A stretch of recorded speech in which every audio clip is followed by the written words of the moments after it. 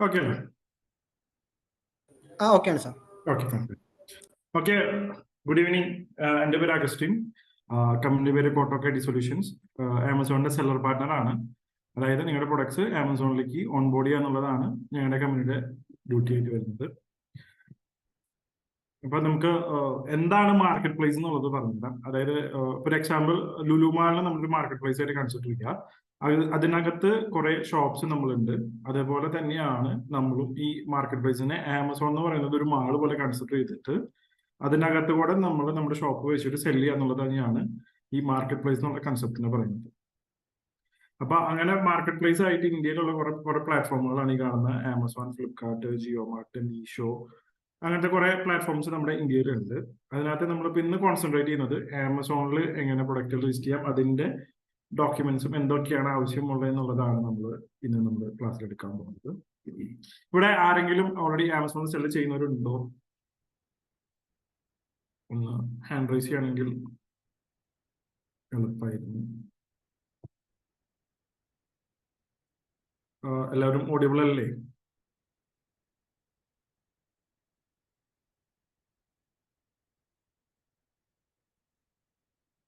Hello, ഒന്ന് hand raise ചെയ്യണമെങ്കിൽ ഒന്നും മനസ്സിലാക്കായിരുന്നു. ഓഡിയബിൾ ആണോ എല്ലാവർക്കും? അതെ, ഓഡിയബിൾ ആണ്. Okay, fine. ഓക്കെ, ഓഡിയബിൾ ആണ് സർ. Okay, fine. ഓഡിയബിൾ ആണ് സർ. ഓക്കെ, നമുക്ക് ആമസോണിലും അതായത് മാർക്കറ്റ് പ്ലേസ് സെല് ചെയ്യണമെന്നുണ്ടെങ്കിൽ ഒരുമാതിരി എല്ലാ പ്ലാറ്റ്ഫോംസിലും സെയിം ഡോക്യുമെന്റ്സ് ആണ്. ചില പ്ലാറ്റ്ഫോംസിൽ മാത്രമാണ് ഡിഫറൻസ് വരുന്നത്. ഒരു 2-3 ഡോക്യുമെന്റ്സ് ഡിഫറൻസ് ആണ് വരുന്നത്. ഇതിനകത്ത് നമുക്ക് മെയിൻ ആയിട്ട് ആമസോണിൽ സെല് ചെയ്യാൻ വേണ്ടത് GST വേണം, പാൻ കാർഡ് വേണം. ഇപ്പോൾ നിങ്ങൾ പ്രൊപ്പറേറ്റർഷിപ്പ് ആണെന്നുണ്ടെങ്കിൽ നിങ്ങളുടെ പാൻ കാർഡ് മതി. കമ്പനീസ് ആണെന്നുണ്ടെങ്കിൽ നിങ്ങളുടെ കമ്പനിയുടെ പാൻ കാർഡാണ് വേണ്ടത്.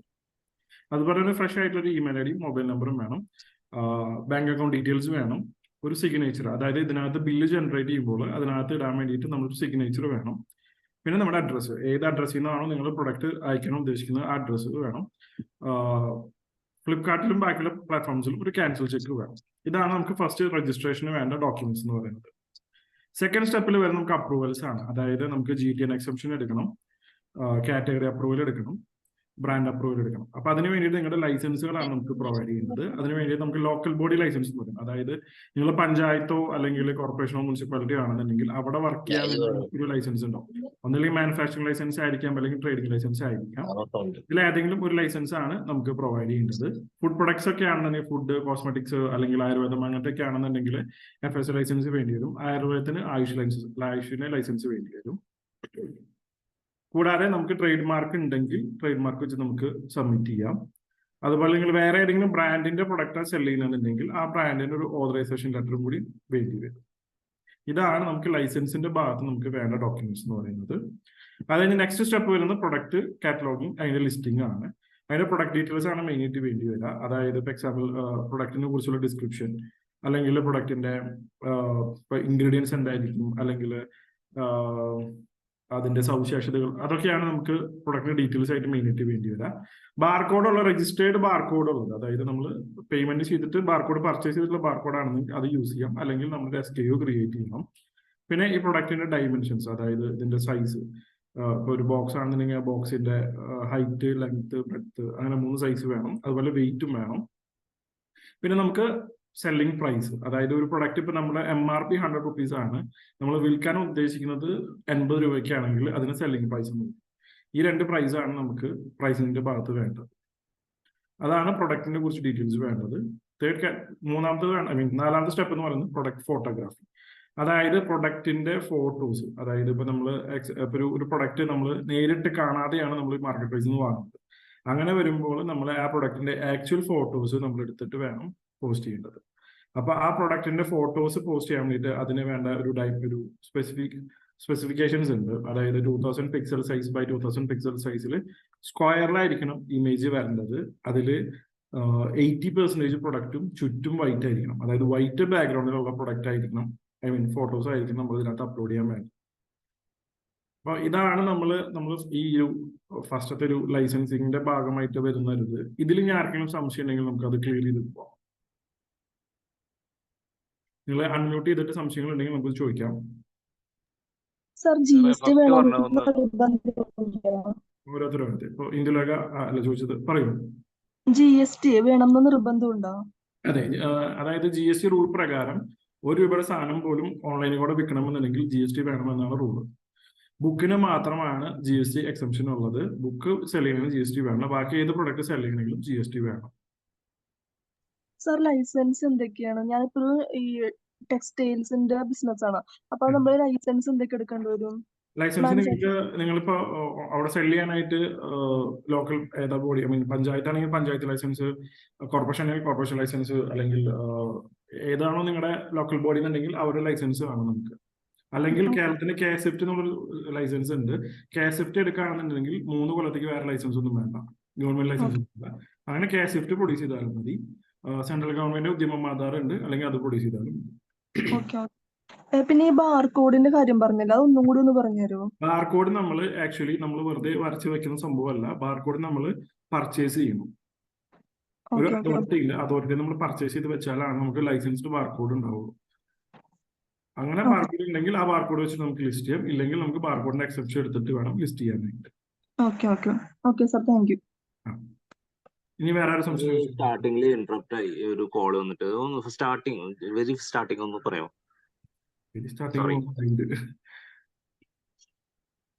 അതായത് ഇപ്പൊ നമ്മൾ ഈ കാണുന്ന രജിസ്ട്രേഷന് വേണ്ട ലൈസൻസുകളും അതിന്റെ കാര്യങ്ങളാണ് ഇപ്പൊ നമ്മൾ പറഞ്ഞത്.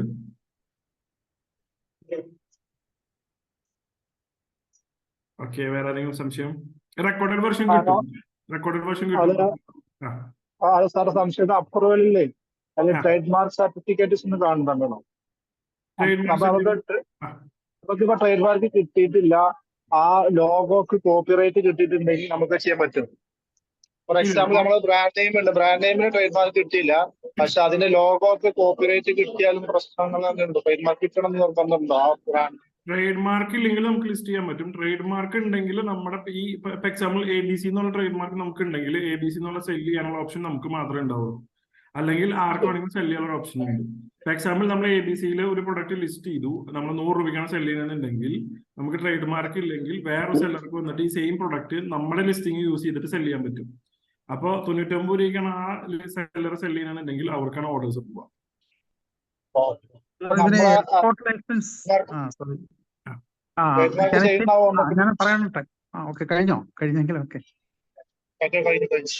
ട്രേഡ് മാർക്കിന്റെ ആ ക്വസ്റ്റ്യൻ ആ പുള്ളി ഒന്ന് കംപ്ലീറ്റ് ചെയ്യൂ.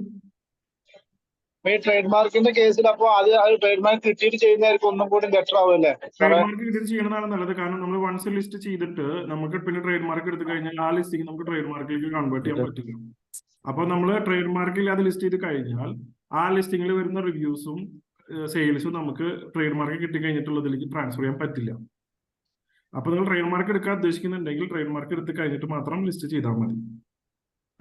Sir can I speak?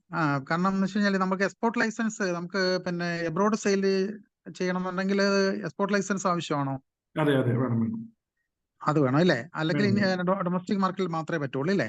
അതെ. ഓക്കെ. നിങ്ങൾക്ക് ഇപ്പൊ ആമസോണിന് 130 കൺട്രീസിൽ സെല് ചെയ്യാൻ പറ്റും. ഓരോ കൺട്രീസിലും സെല് ചെയ്യണമെന്നുണ്ടെങ്കിൽ നമുക്ക് എക്സ്പോർട്ട് ലൈസൻസ് വേണം. പ്ലസ് ഇപ്പൊ ആമസോൺ ഇന്ത്യയിൽ മാത്രമാണ് ആമസോണിന്റെ ബാക്ക് എൻഡ് യൂസ് ചെയ്യാനായിട്ട് ഫ്രീ ഉള്ളത്. ബാക്കി എല്ലാ പ്ലാറ്റ്ഫോമിൽ യൂസ് ചെയ്യണമെങ്കിൽ നമ്മൾ $40 പെർ മന്ത് കൊടുക്കണം. ഓക്കെ, $40 കൊടുക്കണം അല്ലേ? പെർ മന്ത് കൊടുക്കണം. പെർ മന്ത് $40 പെർ മന്ത് മറ്റുള്ള കൺട്രീസിലേക്ക് കൊടുക്കണം. പിന്നെ ഓരോ മന്ത് നമ്മൾ പേ ചെയ്തുകൊണ്ടിരിക്കും. അല്ല, അന്നേരം അതിന് എക്സ്പോർട്ട് ലൈസൻസ് മാൻഡേറ്ററി ആണോ അതോ നമുക്ക് അത് കിട്ടിയതിന് ശേഷം നമുക്ക് ഈ പിന്നെ $40 പെർ മന്ത് കൊടുക്കേണ്ടി വരും? അല്ല, നമ്മൾ എന്ന് രജിസ്റ്റർ ചെയ്യണോ, രജിസ്റ്റർ ചെയ്തിട്ട് 3 months കഴിഞ്ഞ് തൊട്ടിട്ട് അത് അവർ ഈ പേയ്മെന്റ് ചാർജ് ചെയ്ത് തുടങ്ങും. നമുക്ക് എക്സ്പോർട്ട് ലൈസൻസ് കിട്ടിയാലില്ലെങ്കിലും ചാർജ് ചെയ്ത് തുടങ്ങും. അത് ഓരോ കൺട്രിക്കും $40 വേണോ അതോ മൊത്തം? ഓരോ കൺട്രിക്കും വരും. ഓക്കെ. ഇന്ത്യയിൽ മാത്രമേ ഫ്രീ ഉള്ളൂ. അതിനാണ് വെച്ചാൽ നമ്മൾ ആമസോണിന്റെ സൈറ്റിൽ കയറി അപ്ലോഡ് ചെയ്ത് കൊടുക്കല്ലേ വേണ്ടത് ഇതെല്ലാം അല്ലേ? അതെ. ഹലോ, ഡൗട്ട് എന്താ വെച്ചാല് നമ്മളെ പ്രൊഡക്റ്റ് കാറ്റലോഗില് ബാർകോഡ് പറഞ്ഞല്ലോ സാറ്, ഈ ബാർകോഡ് സ്പെസിഫിക് ആയിട്ട് കമ്പനീനെ വാങ്ങണമെന്നുണ്ടോ? കാരണം പല സ്ഥലങ്ങളിലും ഞാൻ അന്വേഷിച്ചപ്പോ ചില സ്ഥലത്ത് ലൈഫ് ടൈം ആണെന്ന് പറയുന്നത്, ചില ആള് പറയുമ്പോ ഇയർലി അത് റിന്യൂവൽ ആണ്. അപ്പൊ അങ്ങനെ ചില ആൾക്കാർ പറയുന്നത് ലൈഫ് ടൈം ആണ്, ഒരു വട്ടം പർച്ചേസ് ചെയ്താൽ മതി, അത് നമുക്ക് അത് റിന്യൂ ചെയ്യേണ്ട ആവശ്യമില്ല അത് റിന്യൂ ചെയ്യണം. അത് ഓരോ കമ്പനീസും കൊടുക്കുന്ന പോലെ ഇരിക്കും. അതായത് ആക്ച്വലി ഇതൊരു 50-100 പീസസിന്റെ ഒരു ബാർകോഡ് മേടിക്കാൻ കിട്ടും. 1-2 ബാർകോഡായിട്ട് മേടിക്കാൻ കിട്ടില്ല. അപ്പൊ ചില കമ്പനീസ് എന്ന് വെച്ചിട്ടുണ്ടെങ്കിൽ 100 ബാർകോഡ് വാങ്ങിയിട്ട് അതിന് 1-2 ആയിട്ടാണ് അവർ സെല് ചെയ്യുന്നത്. ഓക്കെ. അപ്പൊ അങ്ങനെ വരുമ്പോൾ ചിലപ്പോൾ അവരൊരു 10 കൊല്ലത്തിൽ ലൈഫ് ടൈം എന്ന് പറയുമ്പോൾ 10 കൊല്ലമായിരിക്കാം. 10 കൊല്ലത്തേക്കുള്ള ചാർജസ് ഒരുമിച്ച് നിങ്ങളിൽ നിന്ന് വാങ്ങുന്നുണ്ടാവും. അങ്ങനെ കമ്പനി ഒന്നുമില്ലല്ലോ. എങ്ങനെ സ്പെസിഫിക് ആയിട്ട് ഇന്ന കമ്പനിയുടെ ബാർകോഡ് വേണമെന്ന് എന്തെങ്കിലും ഇല്ല. സാർ ഇപ്പൊ മറ്റേ ട്രേഡ് മാർക്കിന്റെ കാര്യം പറഞ്ഞില്ലേ? ആ ഹലോ, ഞാനിപ്പോ ഓൾറെഡി GTN എക്സംഷൻ ആയിട്ട് സ്റ്റാർട്ട് ചെയ്തത്. അതിനുശേഷമാണ് ട്രേഡ് മാർക്ക് എടുത്തത്. ട്രേഡ് മാർക്ക് എടുത്തിട്ട് ഇപ്പൊ 1 വീക്ക് ആയിട്ടുള്ളൂ. ഓക്കെ. അപ്പൊ അങ്ങനെ അത് ട്രേഡ് മാർക്ക് വീണ്ടും ആഡ് ചെയ്യുമ്പോൾ ആ റിവ്യൂസും കാര്യങ്ങളൊക്കെ ട്രാഫിക് പോകുന്നാണോ പറയുന്നത്? ട്രാൻസ്ഫർ ചെയ്യാൻ പറ്റില്ല. പുതിയ ലിസ്റ്റിംഗിലേക്ക് പോകേണ്ടി വരും. പുതിയ ലിസ്റ്റിംഗിലോട്ട് എന്തായാലും പോകേണ്ടി വരും. അതായത് ഇപ്പൊ നിങ്ങളിപ്പോ ട്രേഡ് മാർക്ക് ഇല്ലെങ്കിൽ ജനറിക് എന്നുള്ള കാറ്റഗറിയിലായിരിക്കും നിങ്ങൾ ലിസ്റ്റ് ചെയ്തിട്ടുണ്ടാവുക. ട്രേഡ് മാർക്ക് ഞാൻ ബ്രാൻഡ് ആയിട്ട് തന്നെ രജിസ്റ്റർ ചെയ്തത് GTN എക്സെപ്ഷനിൽ ഒരു ബ്രാൻഡ് എടുക്കും. എടുക്കുമ്പോൾ ട്രേഡ് മാർക്കിന് അണ്ടറിൽ വരുമ്പോൾ വേറെ ലിസ്റ്റിംഗിലേക്ക് പോകാം. അതല്ലാണ്ട് സെയിം ലിസ്റ്റിംഗിൽ കണ്ടിന്യൂ ചെയ്യാൻ പറ്റില്ല? ഇല്ല, കണ്ടിന്യൂ ചെയ്യാം, നമുക്ക് സെല് ചെയ്യാം. ഓക്കെ, പ്രശ്നമില്ല. സാർ ഒരു കാര്യം നമ്മളിപ്പോ ഈ ട്രേഡ് മാർക്ക് എടുക്കുന്നതിനെ പറ്റി പറഞ്ഞല്ലോ. അപ്പോ ട്രേഡ് മാർക്ക് ആപ്ലിക്കേഷൻ നമ്പർ വെച്ചിട്ടാണോ ഇത് ചെയ്യുന്നത്? ആപ്ലിക്കേഷൻ നമ്പർ വെച്ചിട്ട് നമ്മൾ ചെയ്യാം. ആപ്ലിക്കേഷൻ നമ്പർ വെച്ച് ചെയ്യുമ്പോൾ ട്രേഡ് മാർക്ക് നിങ്ങൾക്ക് ഏത് അറ്റോർണി ആണ് എടുത്ത് തന്നിട്ടുള്ളത് ആ അറ്റോർണിക്ക് ആയിരിക്കും ട്രേഡ് മാർക്ക് ആമസോൺ ഒരു OTP അയച്ചു കൊടുക്കും. ഒരു 11-12 ഡിജിറ്റ്സിന്റെ OTP ആമസോൺ അയച്ചു കൊടുക്കും. ആ OTP നമ്മൾ ആമസോണിൽ എൻ്റർ ചെയ്ത് കൊടുത്താലാണ് നമുക്ക് ആ ട്രേഡ് മാർക്ക് രജിസ്റ്റർ ചെയ്യാൻ പറ്റുള്ളൂ. അപ്പൊ നിങ്ങൾക്ക് ആരാണോ ട്രേഡ് മാർക്ക് എടുത്ത് തന്നിട്ടുള്ള അവരായിട്ടൊരു കോൺടാക്ട് ഉണ്ടായിരിക്കും. നിങ്ങളുടെ ഇമെയിൽ ID വെച്ചിട്ടാണ് ചെയ്തതെന്നുണ്ടെങ്കിൽ നിങ്ങൾക്കായിരിക്കും ആ OTP വരിക. സാർ ഒരു കാര്യം ചോദിച്ചോട്ടെ? നമ്മൾ ഈ ഫുഡിന്റെ കാറ്റഗറിയില്ലേ ഇത് ലിസ്റ്റ് ചെയ്യാൻ ഞാൻ ഇതെല്ലാം കൊടുത്തിട്ടുണ്ട്, പക്ഷെ ലിസ്റ്റിംഗ് ആവില്ല. അതെന്താ എന്നറിയാൻ പറ്റുമോ? ഫുഡിന്റെ കാറ്റഗറി നമുക്ക് FSI ലൈസൻസ് കൊടുത്തതിൽ FSI ലൈസൻസിൽ 36-33 കാറ്റഗറീസ് ഉണ്ട്. ആ സെയിം കാറ്റഗറിയിൽ തന്നെയാണോ നിങ്ങളുടെ പ്രൊഡക്റ്റ് എന്നുള്ളത് ചെക്ക് ചെയ്യേണ്ടി വരും, ഫസ്റ്റത്തെ കാര്യം. പിന്നെ കാറ്റഗറി അപ്രൂവൽ എടുക്കണം, ബ്രാൻഡ് അപ്രൂവൽ എടുക്കണം, GTN എക്സംഷൻ എടുക്കണം. ഇതൊന്നും എടുത്തിട്ടില്ലെങ്കിൽ നിങ്ങൾക്ക് റിജക്ഷൻ വന്നുകൊണ്ടേയിരിക്കും. അതിന്റെ വേറെ നമ്മുടെ പേപ്പർ ബാക്കി എല്ലാ ഡോക്യുമെന്റ്സ് എല്ലാം കൊടുത്തിട്ടുണ്ട്. അവർ ട്രേഡ് മാർക്ക് വെച്ച് ചോദിച്ചിട്ടുണ്ട്, പക്ഷെ ബ്രാൻഡ് നെയിം ഒക്കെ നമുക്ക് ബ്രാൻഡ് നെയിം ഇല്ല. പക്ഷെ നമ്മുടെ ബില്ലും ഇതൊക്കെ ഉണ്ട്, ഇങ്ങനത്തെ എല്ലാ കാര്യങ്ങളുണ്ട്. പക്ഷെ അവര് ഓരോന്ന് കൊടുക്കുമ്പോൾ റിജക്ട് ചെയ്യും. അതെന്താന്ന് ചോദിച്ചാൽ അത് ഒരു പ്രൊസീജിയർ ഉണ്ട്, ആ പ്രൊസീജിയർ വൈസിൽ പോകണം. അതിൽ തെറ്റി പറ്റുമ്പോഴായിരിക്കും റിജക്ഷൻ വന്നിട്ടുണ്ടാവും.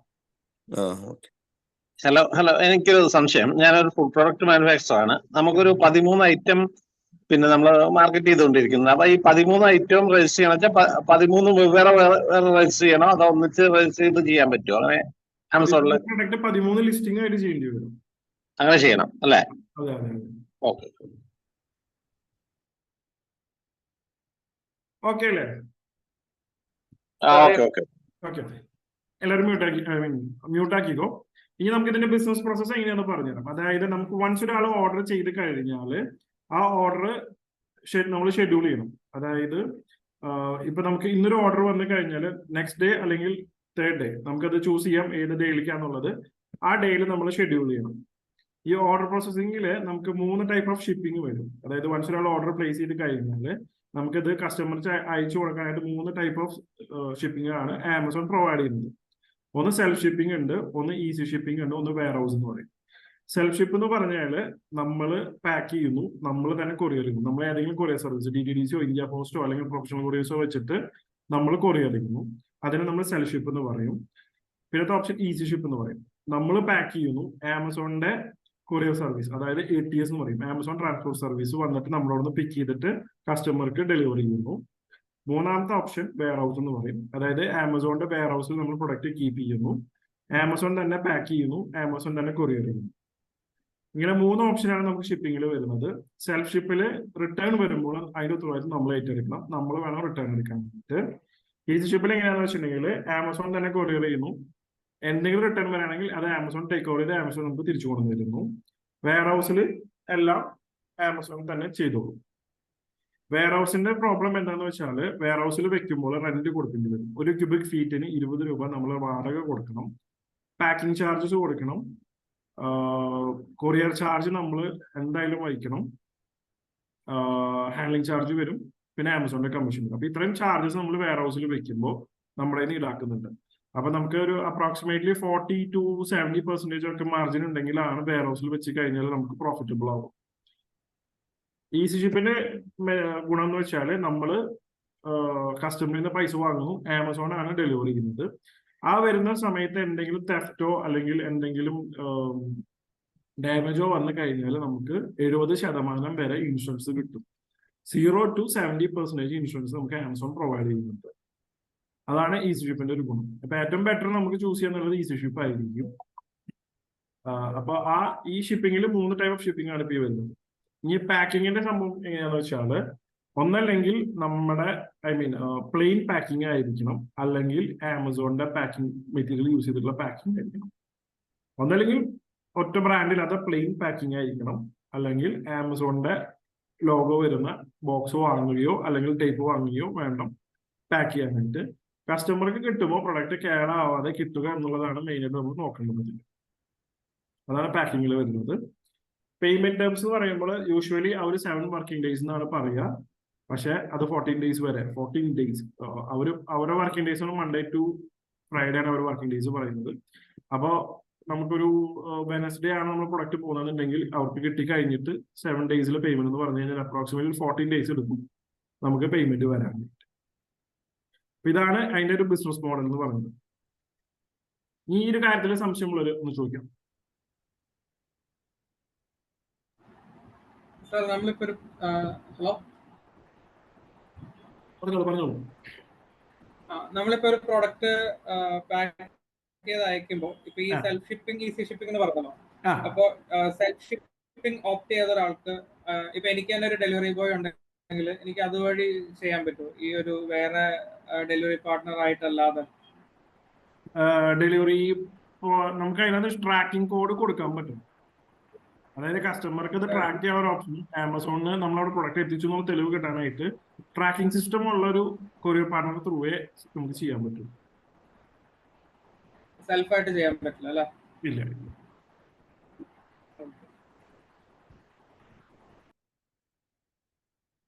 വേറെ ആർക്കെങ്കിലും? സാർ നമസ്കാരം.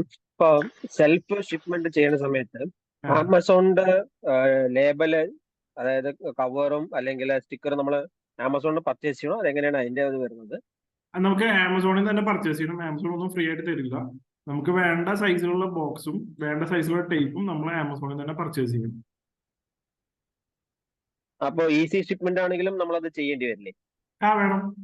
അത് ഞാൻ പറഞ്ഞു, നമ്മളിപ്പോ ഒന്നിലോ കൂടുതലോ, അതായത് ആമസോൺ, ഫ്ലിപ്കാർട്ട്, മീഷോയിലൊക്കെ നമ്മൾ അറ്റ് ടൈം സെല്ല് ചെയ്യുന്നുണ്ടെങ്കിൽ പ്ലെയിൻ പാക്കിംഗ് നമ്മൾ യൂസ് ചെയ്യായിരിക്കും ബെറ്റർ. അപ്പൊ നമുക്ക് എല്ലാ പ്ലാറ്റ്ഫോമിലും സെല് ചെയ്യാൻ പറ്റും, കൊറിയർ ചെയ്യാൻ പറ്റും. ഇപ്പൊ നമ്മൾ ആമസോൺ മാത്രം കോൺസെൻട്രേറ്റ് ചെയ്തിട്ടുണ്ടെങ്കിൽ നമുക്ക് ആമസോണിന്റെ ബോക്സുകൾ വാങ്ങിയിട്ട് നമുക്ക് സെല് ചെയ്യാം. പക്ഷെ നമുക്ക് ആമസോണിന്റെ ബോക്സ് വാങ്ങുമ്പോൾ നമ്മളെ സംബന്ധിച്ചിടത്തോളം കോസ്റ്റ് കൂടുതലായിരുന്നു. അപ്പൊ നമ്മൾ പരമാവധി പ്ലെയിൻ ബോക്സ് വാങ്ങിയിട്ട് ചെയ്യുന്നതായിരിക്കും നമുക്ക് ഇത്രയും പ്രോഫിറ്റബിൾ ആവാം.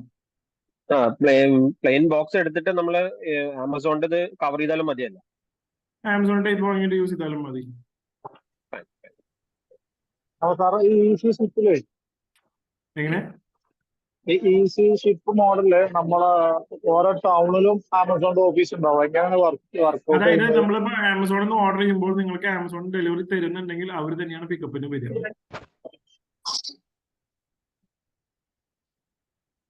മനസ്സിലായോ? അതായത് നിങ്ങൾ ഇപ്പൊ ആമസോണിൽ നിന്ന് ഓർഡർ ചെയ്യുന്നു, നിങ്ങൾക്ക് ആമസോൺ ഡെലിവറി ചെയ്യുന്നുണ്ടെങ്കിൽ അവർ തന്നെയാണ് പിക്കപ്പിന് വരിക. അപ്പൊ എല്ലാ ടൗണിലും വേണമെന്ന് നിർബന്ധമില്ല. നിങ്ങൾക്ക് ലോക്കലിൽ എവിടെയാണോ അവരൊന്ന് പിക്ക് ചെയ്ത് പൊക്കോളൂ. സാർ ഈസി ഷിപ്പിംഗ് ചാർജ് ഉണ്ടാവും? എങ്ങനെ ഈസി ഷിപ്പിംഗ് ചാർജ് എന്തെങ്കിലും ഉണ്ടോ? ഉണ്ട്, എല്ലാത്തിനും ചാർജബിൾ ആണ്. ഈ ഷിപ്പ് എന്ന് പറയുമ്പോൾ നമ്മൾ കസ്റ്റമറിൽ നിന്ന് വാങ്ങാൻ ചെയ്യുന്നത്. അതായത് ഇപ്പൊ എക്സാമ്പിൾ നമ്മളൊരു 100 പ്രൊഡക്റ്റ് സെല് ചെയ്യുമ്പോൾ നോർത്തിലേക്ക് ആണെന്നുണ്ടെങ്കിൽ നമ്മൾ 90 റുപ്പീസ് കസ്റ്റമറിൽ നിന്ന് വാങ്ങിയിട്ട് വേണം നമ്മൾ സെല് ചെയ്യാനായിട്ട്. ആമസോൺ നമുക്ക് ഏത് സർവീസ് ചെയ്യുന്നതും ബില്ല് ചെയ്യുന്നുണ്ട്.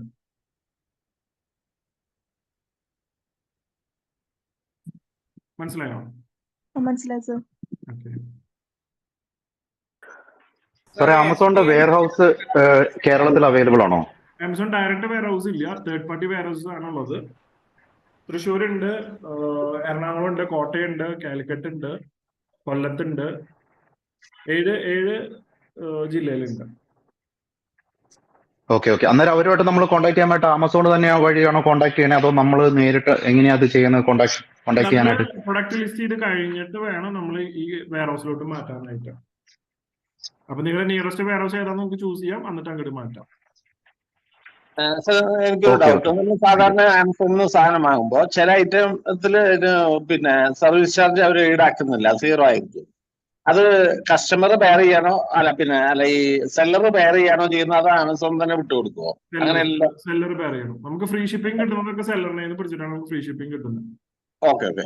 നമ്മള് ആക്ച്വൽ ട്രാൻസ്പോർട്ടേഷൻ കോസ്റ്റ് ആമസോണിന് അടയ്ക്കണം അല്ലെ? നമ്മളത് അവരെടുക്കും.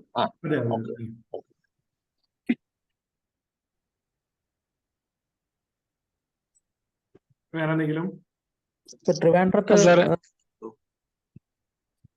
ഹലോ, ട്രിവാൻഡ്രത്ത് വെയർ ഹൗസ് ഉണ്ടോ? ട്രിവാൻഡ്രത്ത് വെയർ ഹൗസ് ഉണ്ടായിരുന്നു, അത് വൈൻഡ് അപ്പ് ചെയ്തിരുന്നു. പുതിയ വെയർ ഹൗസ് വന്നതിന് ഇന്റിമേഷൻ എനിക്ക് വന്നിട്ടില്ല. അവിടെ ആറ്റം എന്നുള്ളൊരു കമ്പനിയായിരുന്നു വെയർ ഹൗസ് ചെയ്തുകൊണ്ടിരുന്നത്, അത് വൈൻഡ് അപ്പ് ചെയ്തായിരുന്നു. എങ്ങനെ സാറേ, നമ്മുടെ കസ്റ്റമർ പ്രൊഡക്റ്റ് റിട്ടേൺ അടിക്കുകയാണെങ്കിൽ അതിന് നമ്മൾ എക്സ്ട്രാ ചാർജ് കൊടുക്കണം. കസ്റ്റമർ റിട്ടേൺ ചെയ്യുമ്പോൾ റിട്ടേണിന്റെ 1 സൈഡ് കൊറിയർ ചാർജ് നമ്മളിന്ന് പോകും. ഫോർ എക്സാമ്പിൾ, ഒരു കസ്റ്റമർ പ്രൊഡക്റ്റ് വാങ്ങി അയാളുടെ നിന്ന് ഷിപ്പിംഗ് ചാർജ് 60 rupees, 60 രൂപ വാങ്ങിയെന്നുണ്ടെങ്കിൽ തിരിച്ചു വരുന്നതിന്റെ 60 രൂപ നമ്മുടെ ഇത് പോകും. Okay okay. ഈ സെൽഫ് സർവീസിന്റെ കേസിലേ ക്ലിയർ സെൽഫ് സർവീസിങ് ഉണ്ടല്ലോ, വോയിസ് കേൾക്കുന്നില്ല. ഓഡിബിൾ ആണോ സാറേ? എങ്ങനെ ഓഡിബിൾ ആണോ? സെൽഫ് സർവീസിന്റെ കേസില് അയ്യോ വീണ്ടും പോയി. ഓക്കെ,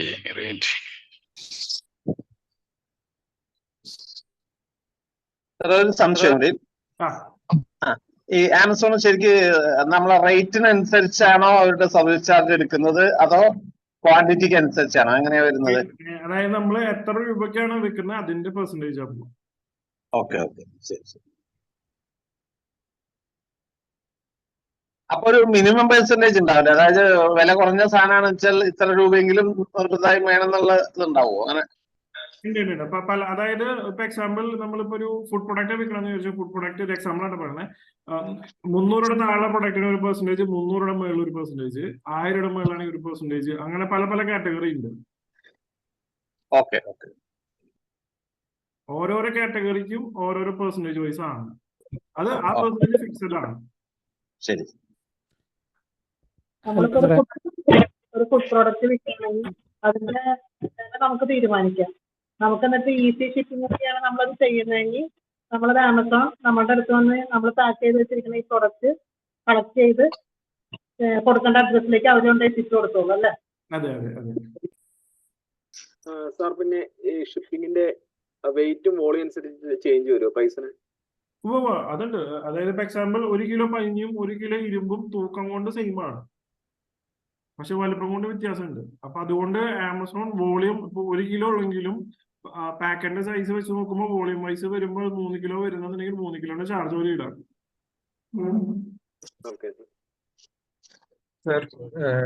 ഹലോ സാർ, ഞാൻ ടെക്സ്റ്റൈൽ മേഖലയിലുള്ളതാണ്. അപ്പൊ ഞാൻ ഒരിക്കൽ ഈ ആമസോണിന്റെ കാൽക്കുലേറ്ററിൽ ഞാൻ ചെയ്ത് നോക്കിയായിരുന്നു. അപ്പൊ അത് പ്രകാരം 499 രൂപയുടെ ഒരു ഗാർമെന്റ്സ് നമ്മൾ വിൽക്കുമ്പോൾ ഏറെക്കുറെ 10 രൂപ നമ്മൾ ആമസോൺ അങ്ങോട്ട് കൊടുക്കേണ്ട ഒരു അവസ്ഥയിലാണ് കാൽക്കുലേറ്ററിന് ആൻസർ കിട്ടിയത്. അപ്പൊ എന്റെ ഒരു പ്രൊഡക്ഷൻ കോസ്റ്റ് വെച്ചിട്ട് നമ്മൾ നോക്കുമ്പോ ഈ 99 രൂപ 120 രൂപയ്ക്കൊക്കെ ആമസോണിൽ സാധനങ്ങൾ വിൽക്കുന്നുണ്ട്. അപ്പൊ ഈ മെർച്ചൻസ് എങ്ങനെയായിരിക്കും അത് ബെയർ ഉണ്ടാവും? അതിന്റെ ഒരു അതായത് ഒന്ന് അറിഞ്ഞിട്ട് കളിക്കുന്നവരുണ്ട്. അതായത് അവർ ബ്രാൻഡ് നെയിം ഒന്ന് പബ്ലിക് ആക്കാൻ വേണ്ടിയിട്ട് അവർ റേറ്റ് കുറച്ചിന്, അതായത് പ്രൊമോഷൻ എന്നുള്ള രീതിയിൽ ചെയ്യുന്നവരുണ്ട്. ഒന്ന് അറിയാതെ ഇത്രയും ചാർജസ് പോകുന്നുണ്ടെന്ന് അറിയാതെ ചെയ്യുന്നവരുണ്ട്. സ്റ്റോക്കിലിരിക്കുന്ന സാധനങ്ങൾ എങ്ങനെയെങ്കിലും വിറ്റ് അവസാനിപ്പിക്കാന്നുള്ള ഒരു കൺസെപ്റ്റും ഉണ്ട്. അതല്ല, എങ്ങനെ നമുക്ക് ഇത് വയബിൾ ആയിട്ട് ഇത് ചെയ്ത് കൊണ്ടുപോകാൻ പറ്റും? ഇപ്പൊ ഞാൻ പറഞ്ഞ കേസിൽ ഇപ്പൊ നമുക്ക് വേണമെങ്കിൽ ഒരു 800 രൂപയുടെ മുകളിലൊക്കെ നമ്മുടെ പ്രൊഡക്റ്റ് ലിസ്റ്റ് ചെയ്ത് കഴിഞ്ഞാൽ ശരിക്കും അതിന് എന്തെങ്കിലും ഒരു വരുമാനം കിട്ടുള്ളൂ. ഇപ്പൊ എന്റെ ഒരു പ്രൊഡക്ഷൻ കോസ്റ്റ് വെച്ചിട്ട് നോക്കുകയാണെങ്കിൽ അപ്പൊ നമ്മൾ സാധാരണ ചെയ്യുന്ന ആ റേഞ്ചില് ഡ്രസ്സുകൾ വേറെ കാണുന്നുണ്ട്. അപ്പോ നമുക്കൊരു ഏറെക്കുറെ എവിടുന്ന് അതായത് ഇതിനകത്ത് നമ്മുടെ എന്താ പറയാ, നമ്മുടെ അക്കൗണ്ടിന് അവർ ക്ലാസിഫിക്കേഷൻ തരുന്നുണ്ട്. നമ്മൾ സെയിൽ കൂടുന്നതനുസരിച്ച് നമ്മുടെ കമ്മീഷൻ റേറ്റ് അവർ കുറച്ച് കുറച്ച് തരും. ഓക്കെ. അപ്പൊ നമുക്ക് സെയിൽ ഉണ്ടെങ്കിൽ നമ്മുടെ കമ്മീഷൻ റേറ്റ് കുറയും. അപ്പൊ ആ ഒരു കാറ്റഗറിയിൽ സെല്ലേഴ്സും ഉണ്ട്, പിന്നെ ഞാൻ നേരത്തെ പറഞ്ഞ കാറ്റഗറിയിൽ ഒന്ന് സെല്ലേഴ്സും ഉണ്ട്. നമ്മളപ്പോ ആ ഒരു വോളിയം റീച്ച് ആവുന്ന വരെ ശരിക്കും ആ ഒരു ബേൺ നമ്മൾക്ക് എടുക്കണം അല്ലേ? വേണം വേണം. Okay okay, thank you sir. ഇതിന്റെ രജിസ്ട്രേഷന്റെ പ്രൊസീജിയർ എന്ന് പറയുന്നത്, പ്രൊസീജിയർ നമ്മള് പിന്നെ രജിസ്ട്രേഷന്റെ ആ പ്രോസസ് എന്ന് പറയുന്നത് നമ്മൾ ഇതിന്റെ ആമസോണിന്റെ സൈറ്റിൽ പോയിട്ടാണോ ചെയ്യുന്നത്? ഇതിന്റെ ഈ ഡോക്യുമെന്റ്സ് ഒക്കെ ആപ്പിൽ അപ്ലോഡ് ചെയ്ത് കൊടുക്കുകയും കാര്യങ്ങളും ഇതെല്ലാം അതെ അതിന്റെ അതാണല്ലോ അതിന്റെ ആമസോൺ സെല്ലർ സെന്റർ എന്നാണ് ആ സൈറ്റിന്റെ പേര്. എന്താണ്? Amazon seller centre. Amazon seller centre അല്ലേ? Okay sir, thank you. GTA number വെച്ച് പരമാവധി എത്ര ഓർഡർ ആഡ് ചെയ്യാൻ പറ്റും പ്രോഡക്റ്റ് GTA നമ്പർ വെച്ചിട്ട്? നമുക്ക് എത്ര ചെയ്യാം, എത്ര ആഡ് ചെയ്യാം? അല്ല, അതില് ഒരു പരമാവധി കുറച്ച് ഡേറ്റാസ് കഴിയുമ്പോൾ തൊട്ട് പിന്നെ അവര് നമുക്ക് പുതിയ പ്രോഡക്റ്റ് ലിസ്റ്റ് ചെയ്യാൻ നേരത്തെ അത് അപ്രൂവൽ തരുന്നില്ല. അവര് ഇഷ്യൂ എന്നും പറഞ്ഞാണ് കാണിക്കുന്നത്. കുറച്ചൊരു 8-10 പ്രോഡക്റ്റ് ഒക്കെ കഴിയുമ്പോൾ ആ ബ്രാൻഡിൽ ചെയ്ത് കഴിയുമ്പോഴത്തേക്ക് പിന്നെ എന്തെങ്കിലും എറർ ഉണ്ടെങ്കിലായിരിക്കും ആ പ്രശ്നം വരുന്നത്, അല്ലെങ്കിൽ പ്രശ്നം വരാറില്ല.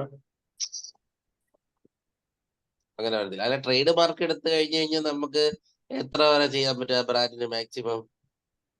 ട്രേഡ് മാർക്ക് എടുത്ത് എത്ര വേണമെങ്കിലും ടെമ്പററി കിട്ടി കഴിഞ്ഞു കഴിഞ്ഞാൽ എത്ര വേണമെങ്കിലും ചെയ്യാം. ടെമ്പററി ആയി കഴിഞ്ഞാൽ നമുക്ക് ടെമ്പററി ആണെങ്കിൽ പോലും നമുക്ക് ചെയ്യാൻ പറ്റും. ഇപ്പൊ നമ്പർ കിട്ടി, അപ്പൊ ടെമ്പററി ആയി കഴിഞ്ഞാൽ നമുക്ക് വെരിഫൈ എന്ന് പറഞ്ഞൊരു ഓപ്ഷൻ ഉണ്ടല്ലോ. ടെമ്പററി ഒരു ബ്രാൻഡിന്റെ എടുത്തിട്ടുണ്ട്. അപ്പൊ എടുത്ത് ടെമ്പററി ആയിട്ടുള്ള നമ്പറും കിട്ടിയിട്ടുണ്ട്. അപ്പൊ അതെല്ലാം അപ്രൂവൽ ചെയ്ത് പ്രോഡക്റ്റിലെ ഫോട്ടോ ആ ബ്രാൻഡിന്റെ പേര് എഴുതിയെല്ലാം അപ്ലോഡ് ചെയ്തിട്ട് വെരിഫൈ എന്ന് കാണിക്കുന്നുണ്ട്. പക്ഷെ അത് കംപ്ലീറ്റ് ആയിട്ട് വരുന്നില്ല. ഒരു 1 വീക്കാണ് അവർ പറയുന്നത്, പക്ഷെ അത് പ്രോസസ്സിംഗ് എന്നാണ് കാണിക്കുന്നത്. അതായത് ട്രേഡ് മാർക്കിനകത്ത് വേർഡ് മാർക്കും ഉണ്ട്, ഡിസൈൻ മാർക്കും ഉണ്ട്. അത് കൊടുക്കുന്നത് നമ്മൾ ശ്രദ്ധിച്ചു വേണം കൊടുക്കാം. അത് മാറിപ്പോയാൽ നമുക്ക് അപ്രൂവൽ വരില്ല. നമ്മൾ എടുത്തിട്ടുള്ള ട്രേഡ് മാർക്കിന് അപ്ലൈ ചെയ്തിട്ടുള്ളത്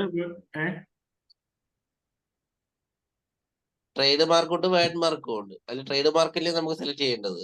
നമുക്ക് ട്രേഡ് മാർക്കിന്റെ അകത്ത് വേർഡ് മാർക്കും ഉണ്ട്, ഡിസൈൻ മാർക്കും ഉണ്ട്. നമ്മൾ ഏതെടുത്തെന്നുള്ളത് നമ്മൾ ചെക്ക് ചെയ്തിട്ട് അപ്ലൈ ചെയ്യാനായിട്ട്. അപ്പൊ നമ്മൾ ഡിസൈൻ മാർക്ക് എടുത്തിട്ട് ആമസോൺ അപ്ലൈ ചെയ്ത് കഴിഞ്ഞാൽ നമുക്ക് റിജക്ഷൻ വരും. ഓക്കെ, മാക്സിമം 1 വീക്കല്ലേ എടുക്കത്തുള്ളൂ വെരിഫൈ ചെയ്യാനായിട്ട്?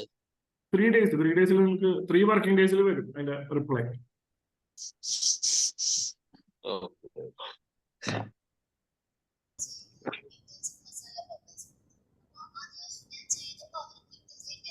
ഞാൻ നെക്സ്റ്റ് പ്രോസസ്സിലേക്ക് പോട്ടെ.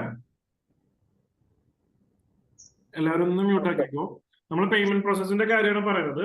വൺസ് ഒരു ഓർഡർ വന്നു കഴിഞ്ഞാൽ, ഇപ്പൊ എക്സാമ്പിൾ 100 രൂപയുടെ പ്രൊഡക്റ്റിന് ഓർഡർ വന്നു കഴിഞ്ഞാൽ ആ 100 രൂപ അതായത് അതാത് പ്ലാറ്റ്ഫോം, ഇപ്പൊ ആമസോൺ ആണെങ്കിൽ ആമസോണിന്റെ അക്കൗണ്ടിലേക്കാണ് പോകുന്നത്. അത് കഴിഞ്ഞിട്ട് ആമസോണിന്റെ ചാർജസ് എടുത്തിട്ട് ബാക്കിയുള്ള എമൗണ്ട് ആണ് നമ്മുടെ അക്കൗണ്ടിലേക്ക് അയച്ചു തരുന്നത്. ഇപ്പൊ എക്സാമ്പിൾ 100 പ്രൊഡക്റ്റ് വിറ്റു, 100 പ്രൊഡക്റ്റിന് ആമസോണിന്റെ കമ്മീഷൻ 20% ആണെന്നുണ്ടെങ്കിൽ ആ 20 രൂപ പിടിച്ചിട്ട് ബാക്കിയുള്ള 80 രൂപയാണ് നമ്മുടെ അക്കൗണ്ടിലേക്ക് വരുന്നത്. അത് ഈ പറഞ്ഞ 14 ഡേയ്സ്, അവർ പറയുന്ന 7 to 14 ഡേയ്സിനുള്ളിലാണ് നമുക്ക് അക്കൗണ്ടിലേക്ക് വരുന്നത്.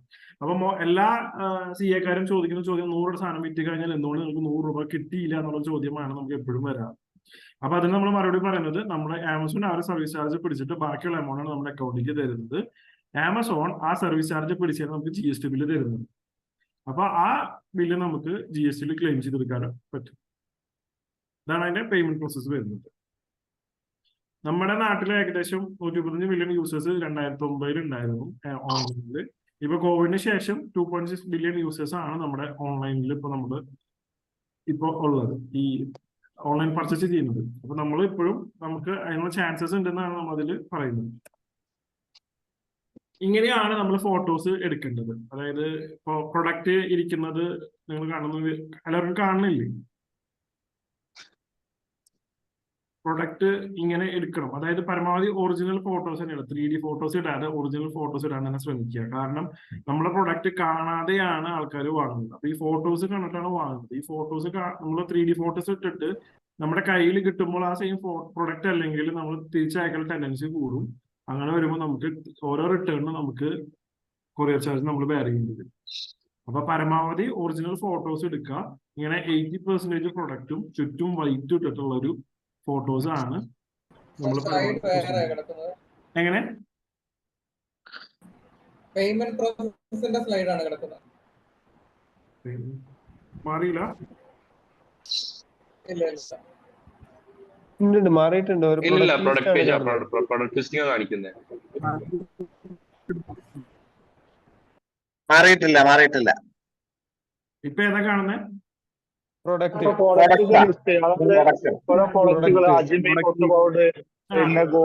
ഫോട്ടോസ് എടുക്കേണ്ടത് എങ്ങനെയാണെന്നുള്ളതാണ് ഇപ്പൊ ഈ ഒരു സെറ്റപ്പിലാണ് നമ്മൾ ഫോട്ടോസ് എടുക്കേണ്ടത് കാണിക്കാനായിട്ടായിരുന്നു. നെറ്റ് സ്ലോ ഉള്ളവർക്ക് സാവധാനം വരുന്നുണ്ടാവുള്ളൂ. പ്രോഡക്റ്റ് ആണ് കാണിക്കുന്നത്.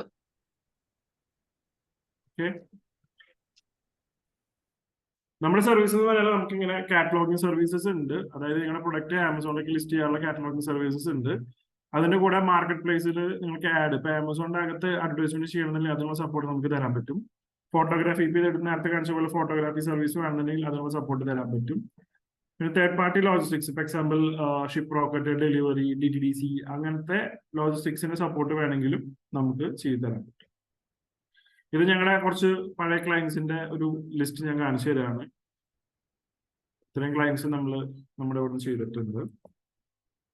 ഇത് ഗവൺമെന്റ് കമ്പനീസ്, അതായത് VFPCK എന്ന് പറയുന്നത് വെജിറ്റബിൾ ഫ്രൂട്ട്സിന്റെ വിത്തും വളങ്ങളും ഉൽപ്പാദിക്കുന്ന ഒരു കമ്പനിയാണ്. ഫ്ലേവറിറ്റ് എന്ന് പറയുന്നത് സ്പൈസസ് വിൽക്കുന്ന ഒരു ഗവൺമെന്റ് സ്ഥാപനമാണ്.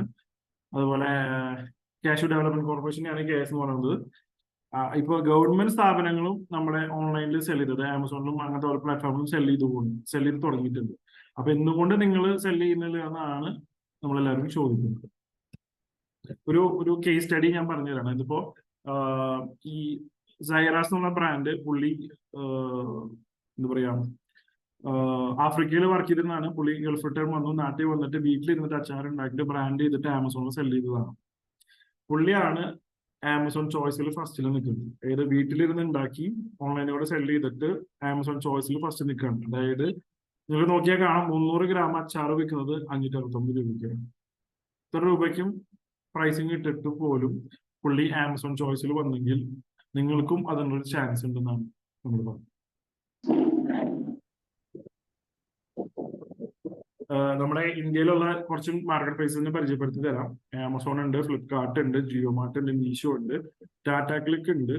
ക്യൂട്രോവ് ഇപ്പൊ നമ്മുടെ കേരളത്തിൽ നിന്ന് ഇല്ല. AJIO ഉണ്ട്, മിന്ത്ര ഉണ്ട്, ക്രൗഡ് പൗച്ച് ഉണ്ട്, ടാറ്റ 1mg ഉണ്ട്, ഷോപ്പി ഉണ്ട്, വീഗൻ മാൾ ഉണ്ട്, വാൾമാർട്ട് ഉണ്ട്, ബിഗ് ബാസ്ക്കറ്റ് ഉണ്ട്, പേടിഎം ഉണ്ട്, ബ്രൗൺ ലിവിംഗ് ഉണ്ട്, Snapdeal, Shop Clues, Nykaa, Feelunique, First Cry, Pepper Fry. ഇത്രയും കമ്പനീസ് ആണ് നമ്മുടെ അവിടെ നിന്ന് ഇപ്പോൾ സെൽ ചെയ്യുന്നത്.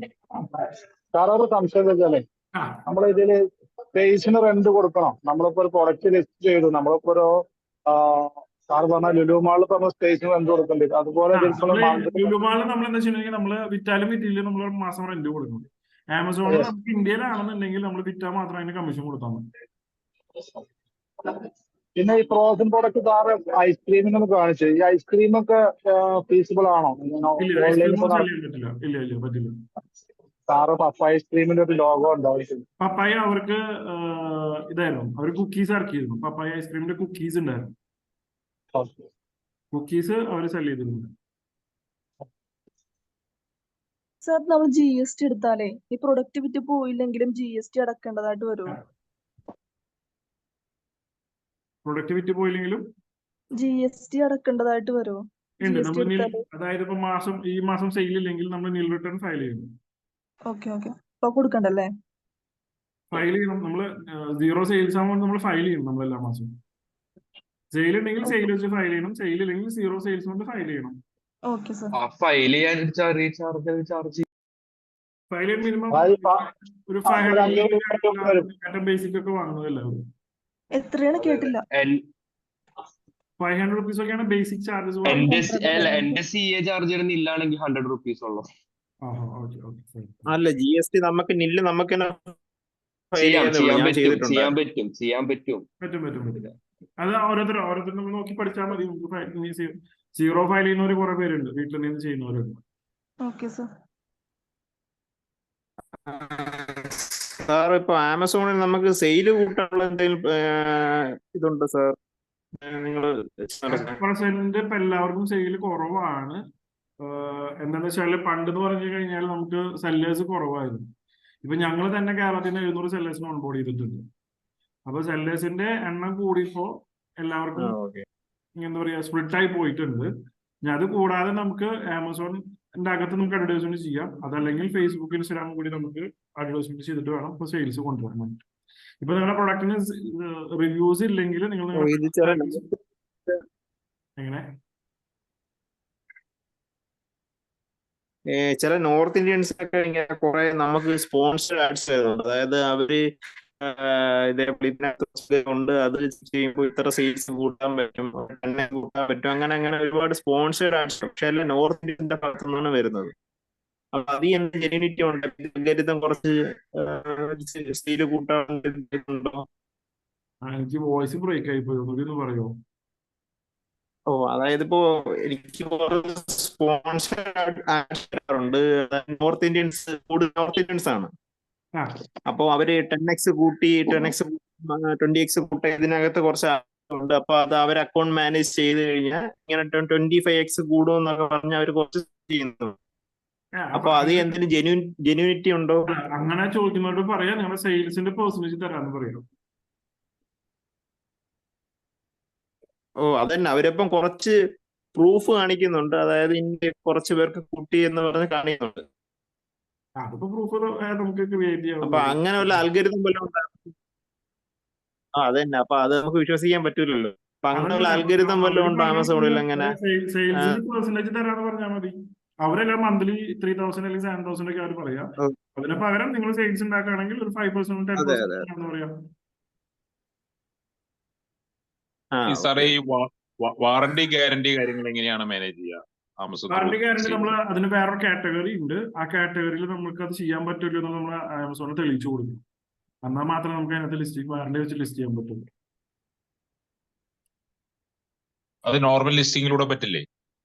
പറ്റും. പക്ഷെ അതിന്റെ പ്രൊസീജിയർ കൂടുതലാണ്. മീൻസ് സാധാ ലിസ്റ്റിംഗ് വിട്ടിട്ട് അതിന്റെ പ്രോസസ്സ് ഒത്തിരി കൂടുതലാണ്.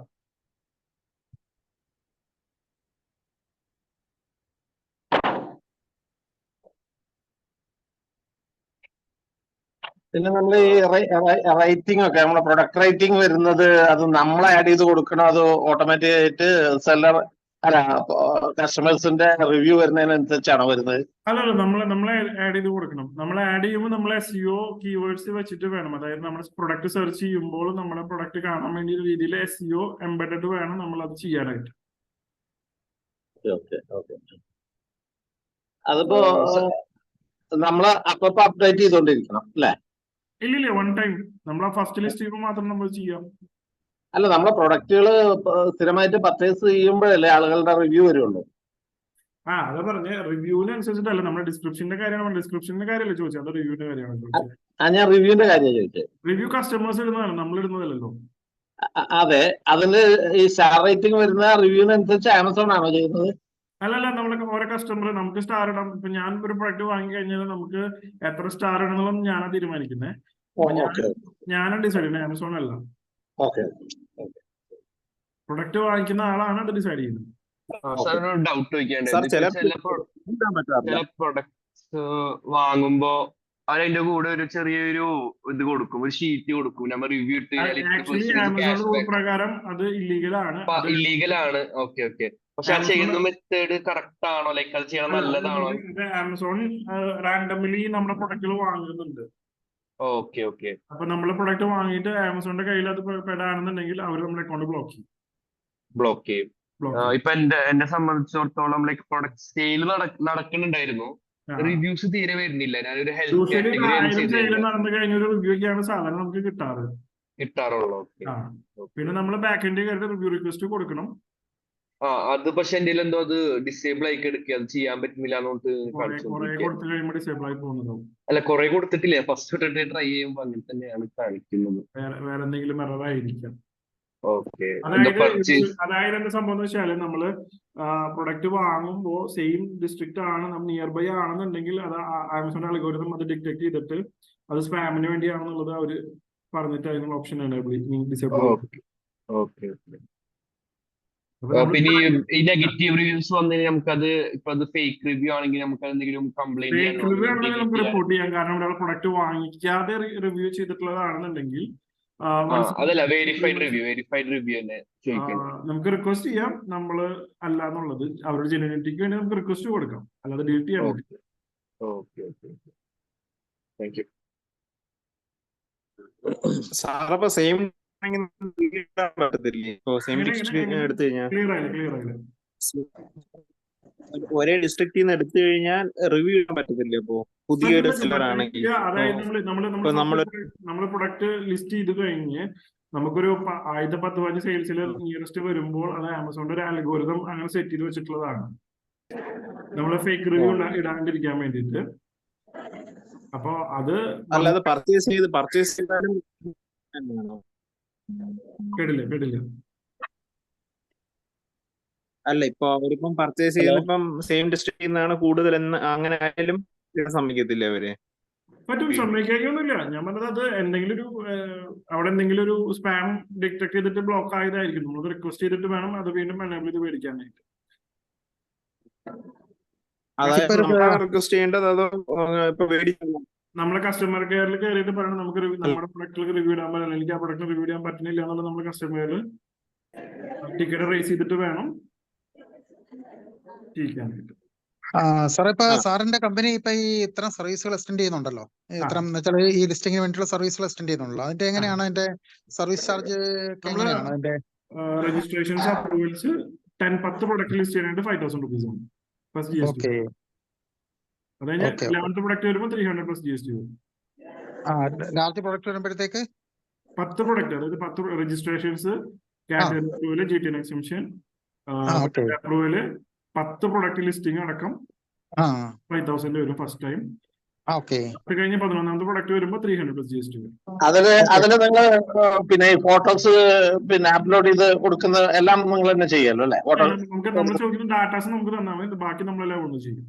ഫോട്ടോസ് എടുക്കുന്ന ഫോട്ടോഗ്രാഫിക്ക് വേറൊരു ഫോട്ടോഗ്രാഫിയുടെ ചാർജസ് ഉണ്ട്. എനിക്ക് ആ ഒരു ചാർജ് ഡീറ്റെയിൽസ് ഇതിലിടുമല്ലോ അല്ലെ? എങ്ങനെ ഡീറ്റെയിൽസ് ഇതിലിടുമല്ലോ അല്ലെ? ഇടും. ഫോട്ടോഗ്രാഫി ചെയ്യുന്നത് ഒരു ആമസോൺ അപ്രൂവ്ഡ് പുള്ളിയാണ്. ഞാൻ പുള്ളിയുടെ നമ്പർ ചെയ്യോ?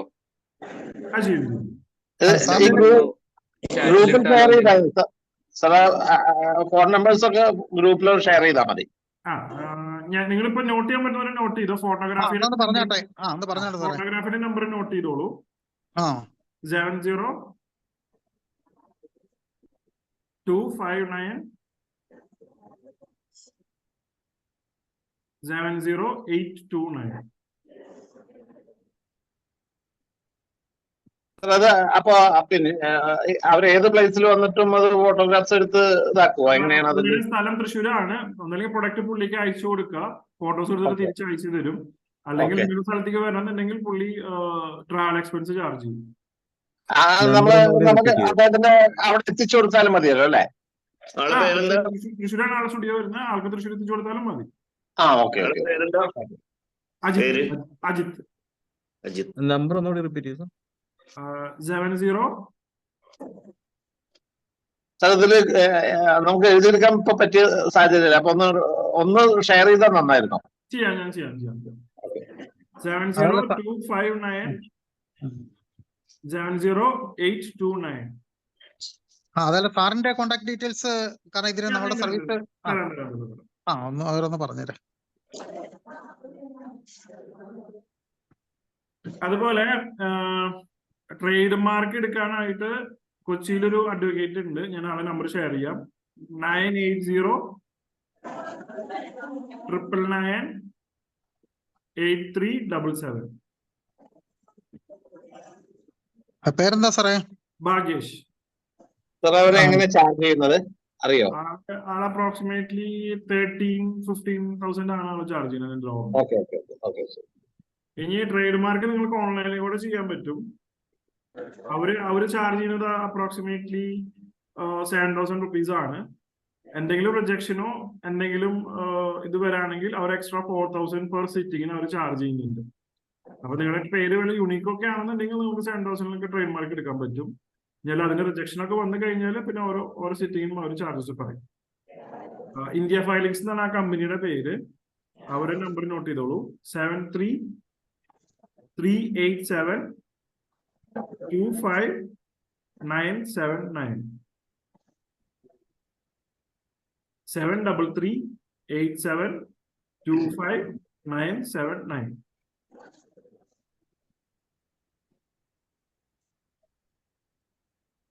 ഇനി നിങ്ങൾക്ക് ബോക്സിന്റെ റിക്വയർമെന്റ് ഉണ്ടെങ്കിൽ ഇപ്പൊ ഒരു 50 നമ്പേഴ്സ് അല്ലെങ്കിൽ 100 നമ്പേഴ്സ് ഒക്കെ മതി എന്നുണ്ടെങ്കിൽ ആലുവയിൽ ഒരു കമ്പനി ഉണ്ട്, തൃശ്ശൂർ ഒരു കമ്പനി ഉണ്ട്.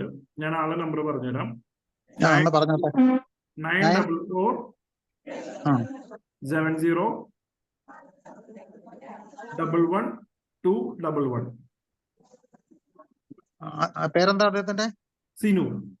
സിനു. ഓക്കെ. അപ്പൊ നിങ്ങൾക്ക് ഏത് സൈസിൽ വേണം ബോക്സ് വേണമെന്നുണ്ടെങ്കിലും പുള്ളി നിങ്ങൾക്ക് ഡിസൈൻ ചെയ്ത് തരും. ഇപ്പൊ ഒരു 100 നമ്പേഴ്സ് ആണെന്നുണ്ടെങ്കിലും സ്റ്റാർട്ടിങ്ങിൽ നിങ്ങൾ ഇങ്ങനെ ആമസോണിൽ സെല് ചെയ്യാനാണ്, അപ്പൊ അതിന് സപ്പോർട്ട് വേണമെന്ന് പറഞ്ഞിട്ട് ചെയ്ത് കഴിഞ്ഞാൽ പുള്ളി ഒരു 100 നമ്പേഴ്സ് ഒക്കെ ചെയ്ത് തരുന്നുണ്ട്. കൊറിയറിൽ തരണമെങ്കിൽ കൊറിയർ ചാർജ് എക്സ്ട്രാ കൊടുക്കേണ്ടി വരും.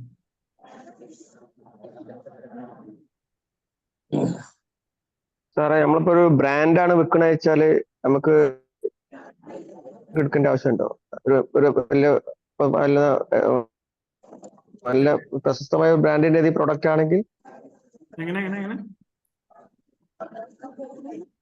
നമ്മളിപ്പോ വിൽക്കുന്നത് ഒരു ബ്രാൻഡാണ്, ഓൾറെഡി ഇപ്പോൾ ഉള്ള ഏതെങ്കിലും ബ്രാൻഡിന്റെ പ്രൊഡക്റ്റുകളാണ് അങ്ങനെ വിൽക്കാൻ വെക്കുന്നത്. അപ്പൊ നമ്മൾ ട്രേഡ് മാർക്ക് ഓതറൈസേഷൻ ലെറ്റർ വേണം. അല്ല നമ്മളൊരു ഡിസ്ട്രിബ്യൂഷൻ അല്ല നമ്മളൊരു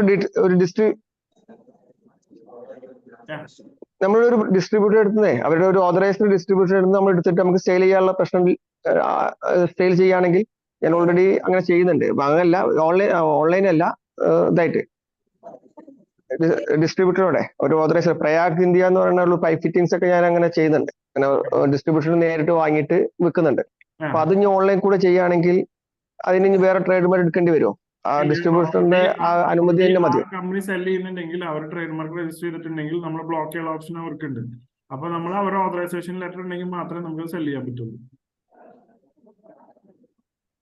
നമുക്ക് വിൽക്കാനുള്ള അനുമതി ആ ഡിസ്ട്രിബ്യൂട്ടർ തരുന്നതാണ്. ഞങ്ങൾ ഓൺലൈനിൽ സെൽ ചെയ്യുന്നുണ്ടെങ്കിൽ ഓൺലൈൻ സെൽ ചെയ്യാനുള്ള ഓതറൈസേഷൻ ലെറ്റർ വേണം. നിങ്ങൾക്ക് ഡിസ്ട്രിബ്യൂഷൻ തരുന്നത് നിങ്ങൾക്ക് ലോക്കലി ഓഫ്ലൈനിൽ സെൽ ചെയ്യാൻ വേണ്ടിയാണ് ഡിസ്ട്രിബ്യൂഷൻ തരുന്നത്. ഓക്കെ ഓക്കെ ശരി.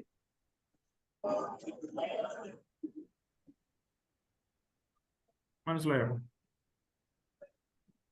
ഓക്കെ ഓക്കെ ശരി. ഹലോ സാറേ, ഒരു ഡൗട്ട് ചോദിച്ചോട്ടെ? സാർ നമ്മളിപ്പം സെല്ലർ അക്കൗണ്ട് ക്രിയേറ്റ് ചെയ്തു, നമ്മൾ അതിനകത്തൊരു പിൻകോഡ് ഉണ്ടായിരിക്കുമല്ലോ. സപ്പോസ് നമ്മളത് കോട്ടയത്തു നിന്നാണ് ചെയ്യുന്നത്, അപ്പൊ കോട്ടയം പിൻകോഡാണ് നമ്മൾ യൂസ് ചെയ്തേക്കുന്നത്. അപ്പൊ നമ്മൾ ഇവിടുന്ന് തന്നെ നമ്മൾ പ്രോഡക്റ്റ് അയക്കണമെന്നുണ്ടോ? നമ്മളിപ്പോ സപ്പോസ് എറണാകുളത്തു നിന്നാണെങ്കിൽ? അപ്പൊ എന്താ പ്രശ്നം എന്ന് വെച്ചാല് അതിനകത്ത് ബില്ല് ജനറേറ്റ് ചെയ്യുമ്പോൾ നിങ്ങൾ എറണാകുളത്തു നിന്നുള്ള അഡ്രസ് ആയിരിക്കും വരിക. ഓക്കെ. അപ്പൊ നമ്മൾ സെല്ലർ അക്കൗണ്ടിൽ നമ്മൾ അഡ്രസ് വെച്ചിരിക്കുന്നത് കോട്ടയം അഡ്രസ് ആണെങ്കിൽ നമുക്ക് കോട്ടയത്തു നിന്ന് തന്നെ ഇത് അയക്കേണ്ടി വരുമോ? അതാ പറയാം, നമ്മളിപ്പോ ഏത് സ്ഥലത്താണ് സെല് ചെയ്യുന്നത് ആ അഡ്രസ് പിക്കപ്പ് വെക്കുന്നത് ആ അഡ്രസ് ആയിരിക്കും ബില്ലിൽ വരിക. ഓക്കെ, അതങ്ങനെ ചെയ്യുന്നതിന് പ്രശ്നമില്ല. GST റൂളിനെതിരായിരിക്കും. Additional place of GST add ചെയ്താൽ അതിന് നമ്മൾ APOB എന്നൊരു ഓപ്ഷനാണ് GST പ്രൊവൈഡ് ചെയ്യുന്നത്. APOB ആഡ് ചെയ്യുകയാണെങ്കിൽ, അതായത് അനദർ പ്ലേസ് ഓഫ് ബിസിനസ്, ഇപ്പൊ നിങ്ങളുടെ ഓഫീസ് വരുന്ന കോട്ടയം, നിങ്ങൾ സെല് ചെയ്യാൻ ഉദ്ദേശിക്കുന്നത് എറണാകുളത്താണെന്നുണ്ടെങ്കിൽ ആ എറണാകുളത്തെ അഡ്രസ് നമ്മുടെ GSTയിലോട്ട് ആഡ് ചെയ്യണം. അപ്പൊ എറണാകുളം നിങ്ങൾ ഒരു വാടക എടുക്കുന്നുണ്ടെങ്കിൽ ആ വാടക ചീട്ട് വെച്ചിട്ട് ടാക്സിന്റെ ഡോക്യുമെന്റ് ടാക്സ് അടച്ച കടലാസും വെച്ചിട്ട് വേണം നിങ്ങളുടെ GSTയിൽ അനദർ പ്ലേസിന് വേണ്ടി അപ്ലൈ ചെയ്യുന്നത്. അതായത് നിങ്ങളുടെ അനദർ വെയർ ഹൗസ് പോലെ കൺസിഡർ ചെയ്തിട്ട് വേണം അത് ആഡ് ചെയ്യാൻ. ഇപ്പൊ നിങ്ങൾ ആമസോണിന്റെ ഗോഡൌണിൽ വെച്ച് കഴിഞ്ഞാലും നിങ്ങളുടെ GSTയിൽ ആ ഗോഡൌണിനെ another place of business add ചെയ്തിട്ട് വേണം നിങ്ങൾ അത് സെല് ചെയ്യാനായിട്ട്. ഓക്കെ. അതുപോലെ നമുക്ക് ഈ റിട്ടേൺ ഓപ്ഷൻ ഇല്ലാതെ നമുക്ക് സെല് ചെയ്യാൻ പറ്റുമോ? എല്ലാ പ്രൊഡക്റ്റും റിട്ടേൺ വരും ഓപ്ഷൻ ഉണ്ട്. ഓക്കെ.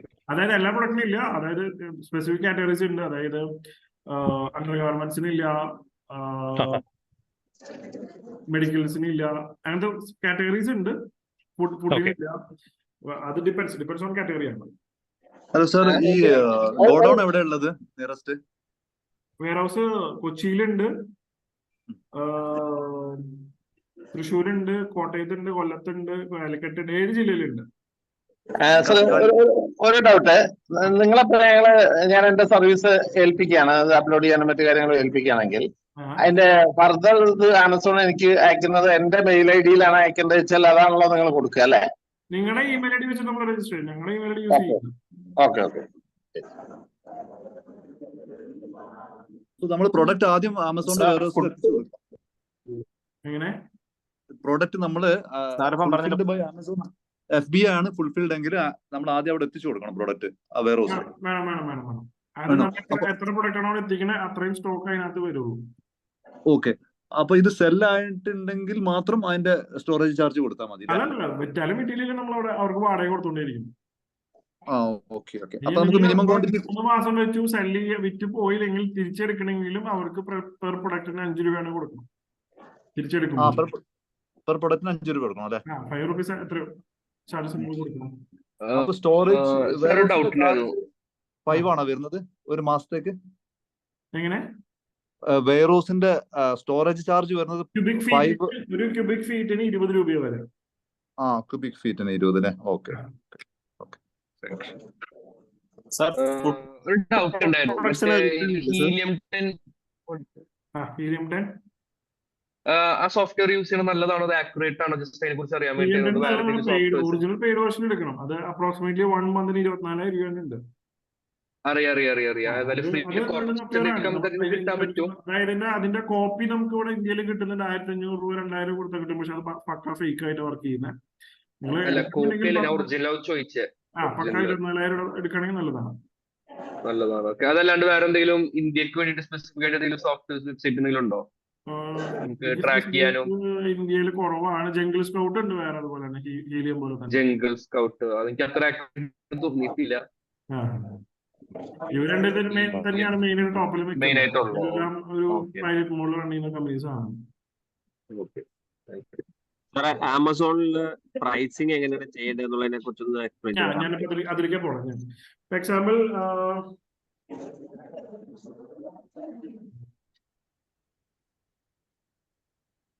ഇപ്പൊ നമ്മൾ ഈ സോപ്പാണ് സെല് ചെയ്യാൻ ഉദ്ദേശിക്കുന്നത് വിചാരിക്കുക. നമ്മൾ ഇതിനകത്ത് നമ്മൾ ASIN എന്ന് പറയും, അതായത് ആമസോൺ സെല്ലർ ഐഡന്റിഫിക്കേഷൻ നമ്പർ എന്ന് പറയും. ഇത് ഈ സോപ്പ് ബ്രാൻഡിന്റെ ഈ ഐഡന്റിഫിക്കേഷൻ നമ്പർ എന്ന് പറയുന്നത് ഈ കാണും. നിങ്ങൾ സ്ക്രീൻ കാണുന്നില്ലേ? ഓക്കെ.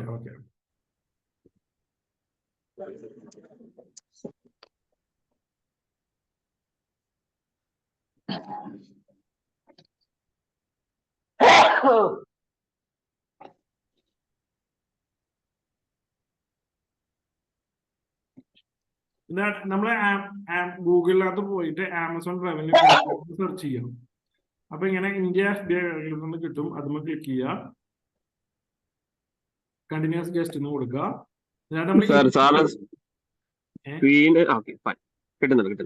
ഇന്ത്യ എന്നുള്ള സെലക്ട് ചെയ്തിട്ട് വേണം നമ്മളത് ചൂസ് ചെയ്യാൻ. നേരത്തെ നമ്മൾ കോപ്പി ചെയ്ത ആ കോഡ് നമ്മൾ ഇവിടെ കൊണ്ട് പേസ്റ്റ് ചെയ്യും, എന്നിട്ട് സെർച്ച് ചെയ്യും. അപ്പൊ നമ്മൾ വിൽക്കാൻ ഉദ്ദേശിക്കുന്ന പ്രൊഡക്റ്റിന്റെ ഏകദേശം സാമ്യം വരുന്ന പ്രൊഡക്റ്റിനെ തപ്പി കണ്ടുപിടിക്കുക. and അതിന് ആ കോഡ് കോപ്പി ചെയ്തിട്ട് ഇവിടെ കൊണ്ടുവന്ന് വെക്കുക. ഈ ആമസോൺ ഫുൾഫില്ലും എന്ന് പറയുന്നത് ആമസോണിന്റെ ഗോഡൌണിൽ വെക്കുന്നത്. യുവർ ഫുൾഫില്ലും എന്ന് പറയുന്നത് നമ്മുടെ സംഭവം. ഓക്കെ. ഇപ്പൊ നമ്മൾ 378 രൂപയ്ക്കാണ് വിൽക്കണമെന്നുണ്ടെങ്കിൽ, ഇപ്പൊ എക്സാമ്പിൾ നമ്മുടെ പ്രൊഡക്റ്റിന്റെ ഷിപ്പിംഗ് ചാർജ് വരുന്നത് 100 രൂപയാണെങ്കിൽ ആമസോൺ കാൽക്കുലേറ്റ് ചെയ്യുന്നത് ഈ ഷിപ്പിംഗ് ചാർജും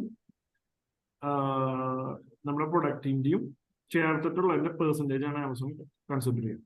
അതായത് 378 രൂപയാണ് നമ്മുടെ പ്രൊഡക്റ്റിന്റെ പ്രൈസ്, 100 രൂപയാണ് ഷിപ്പിംഗ് കോസ്റ്റ് ഉണ്ടെങ്കിൽ 478 രൂപയുടെയാണ് ആമസോൺ ഈ പറഞ്ഞ കമ്മീഷൻ എടുക്കുന്നത്. അതായത് ഈ പറഞ്ഞ 478ന്റെ കമ്മീഷൻ എന്ന് പറയുന്നത് 32.90 അതിന്റെ ടാക്സും കൂടിയും വരും. ആ ടാക്സ് കൂടി ചേർത്തിട്ടുള്ള പൈസയാണ് 38.82. ആ കഴിഞ്ഞിട്ട് നമുക്ക് ഇപ്പോ പെർസെന്റേജ് എത്രയാണ് സാർ ഈ കമ്മീഷൻ? അത് ഡിപ്പെൻസ് ഓൺ ഓരോ പ്രൊഡക്റ്റിന്റെ ഓരോ പെർസെന്റേജ് ആണ്. ഞാൻ ആ പെർസെന്റേജ് കാണിച്ചു തരാം. ഇതിപ്പോ ഈ സോപ്പിനേക്ക് എത്രയും ചെക്ക് ചെയ്യണം. ഇപ്പൊ അവര് ഇതിനകത്ത് അവർ കാൽക്കുലേറ്റ് ചെയ്ത് തരുന്നുണ്ട്. 37.90 ഈ 472 പ്രൊഡക്റ്റ് വിറ്റ് കഴിഞ്ഞാൽ നമുക്ക് വരുന്ന ആമസോണിന്റെ കമ്മീഷൻ, അത് പ്ലസ് ടാക്സ് എന്ന് പറയുമ്പോൾ 38.82 നമുക്ക് ആമസോണിന്റെ കമ്മീഷൻ ആയിട്ട് കൊടുക്കേണ്ടത്. പ്ലസ് ഈ 100 രൂപ നമ്മൾ ഈ 439 നിന്ന് 100 രൂപ കൂടി ഷിപ്പിംഗ് ചാർജ് കൊടുക്കേണ്ടി വരും. അപ്പൊ ഈ പ്രൊഡക്റ്റ് 372 പ്രൊഡക്റ്റ് വിറ്റ് കഴിഞ്ഞാൽ നമുക്ക് കിട്ടാം 339 രൂപ 18 പൈസ നമുക്ക് കിട്ടാം.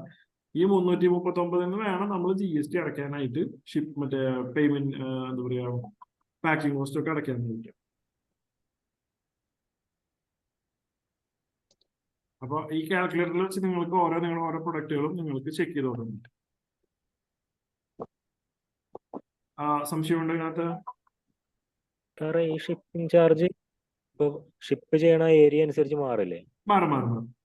അപ്പൊ അതെങ്ങനെ ലോക്കൽ എന്ന് പറഞ്ഞു കഴിഞ്ഞാൽ ഇപ്പൊ തൃശ്ശൂർ ജില്ലയാണെങ്കിൽ തൃശ്ശൂർ ജില്ലയാണ് അവർ ലോക്കൽ എന്ന് പറയുന്നത്. റീജിയണൽ എന്ന് പറയുന്നത് സൗത്ത് ഇന്ത്യ, നാഷണൽ എന്ന് പറയുന്നത് നോർത്ത് ഇന്ത്യ നമ്മളെ സംബന്ധിച്ചിടത്തോളം.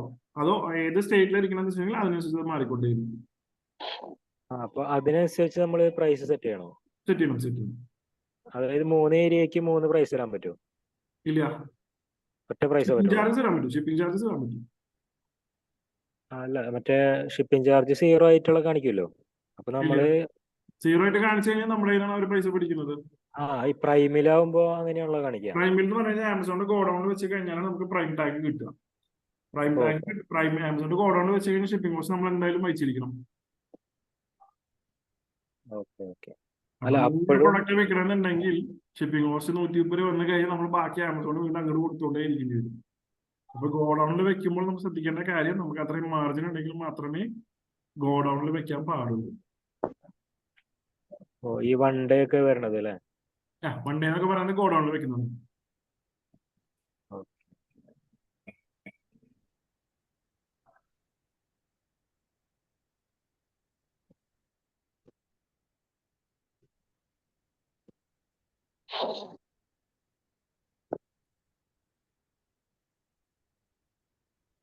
ഹലോ, പറഞ്ഞോളൂ.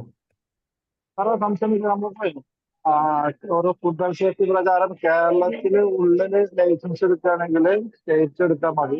പുറത്താണെങ്കിൽ ഔട്ട് ഓഫ് സ്റ്റേറ്റ് ആൻഡ് സെൻട്രലിന്റെ ലൈസൻസ് എടുക്കണം. അതും ഇത് ആമസോണിൽ ചെയ്യുകയാണെങ്കിൽ അത് വേണ്ടി വരും. ക്ലിയർ ആയില്ലോ, ഒന്നും പറയൂ. നമ്മളിപ്പോ ഫുഡ് ആൻഡ് സേഫ്റ്റി പ്രകാരം കേരളത്തിൽ മാത്രമാണ് സെല്ല് ചെയ്യുന്നുണ്ടെങ്കിൽ നമ്മൾ സ്റ്റേറ്റ് ലൈസൻസ് എടുത്താൽ മതി. ഔട്ട് ഓഫ് കേരള ചെയ്യുകയാണെങ്കിൽ സെൻട്രലിന്റെ ലൈസൻസ് എടുക്കേണ്ടി വരും.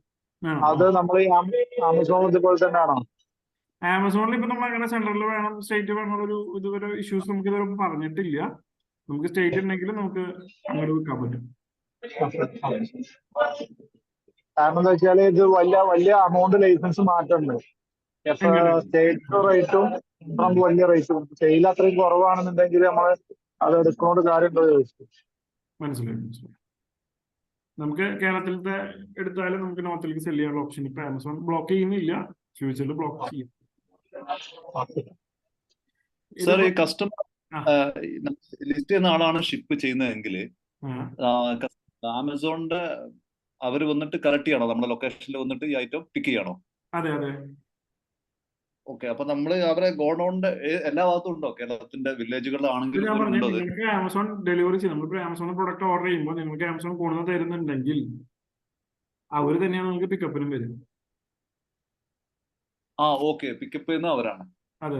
ഓക്കെ, ഇതിലിപ്പോ FBIയും നമ്മൾ ഷിപ്പ് ചെയ്യുന്ന തമ്മിൽ വ്യത്യാസം ഡെലിവറി ടൈമിങ്ങിന്റെ വ്യത്യാസമാണ് അല്ലെ? FBI ആകുമ്പോൾ പെട്ടെന്ന് കിട്ടും.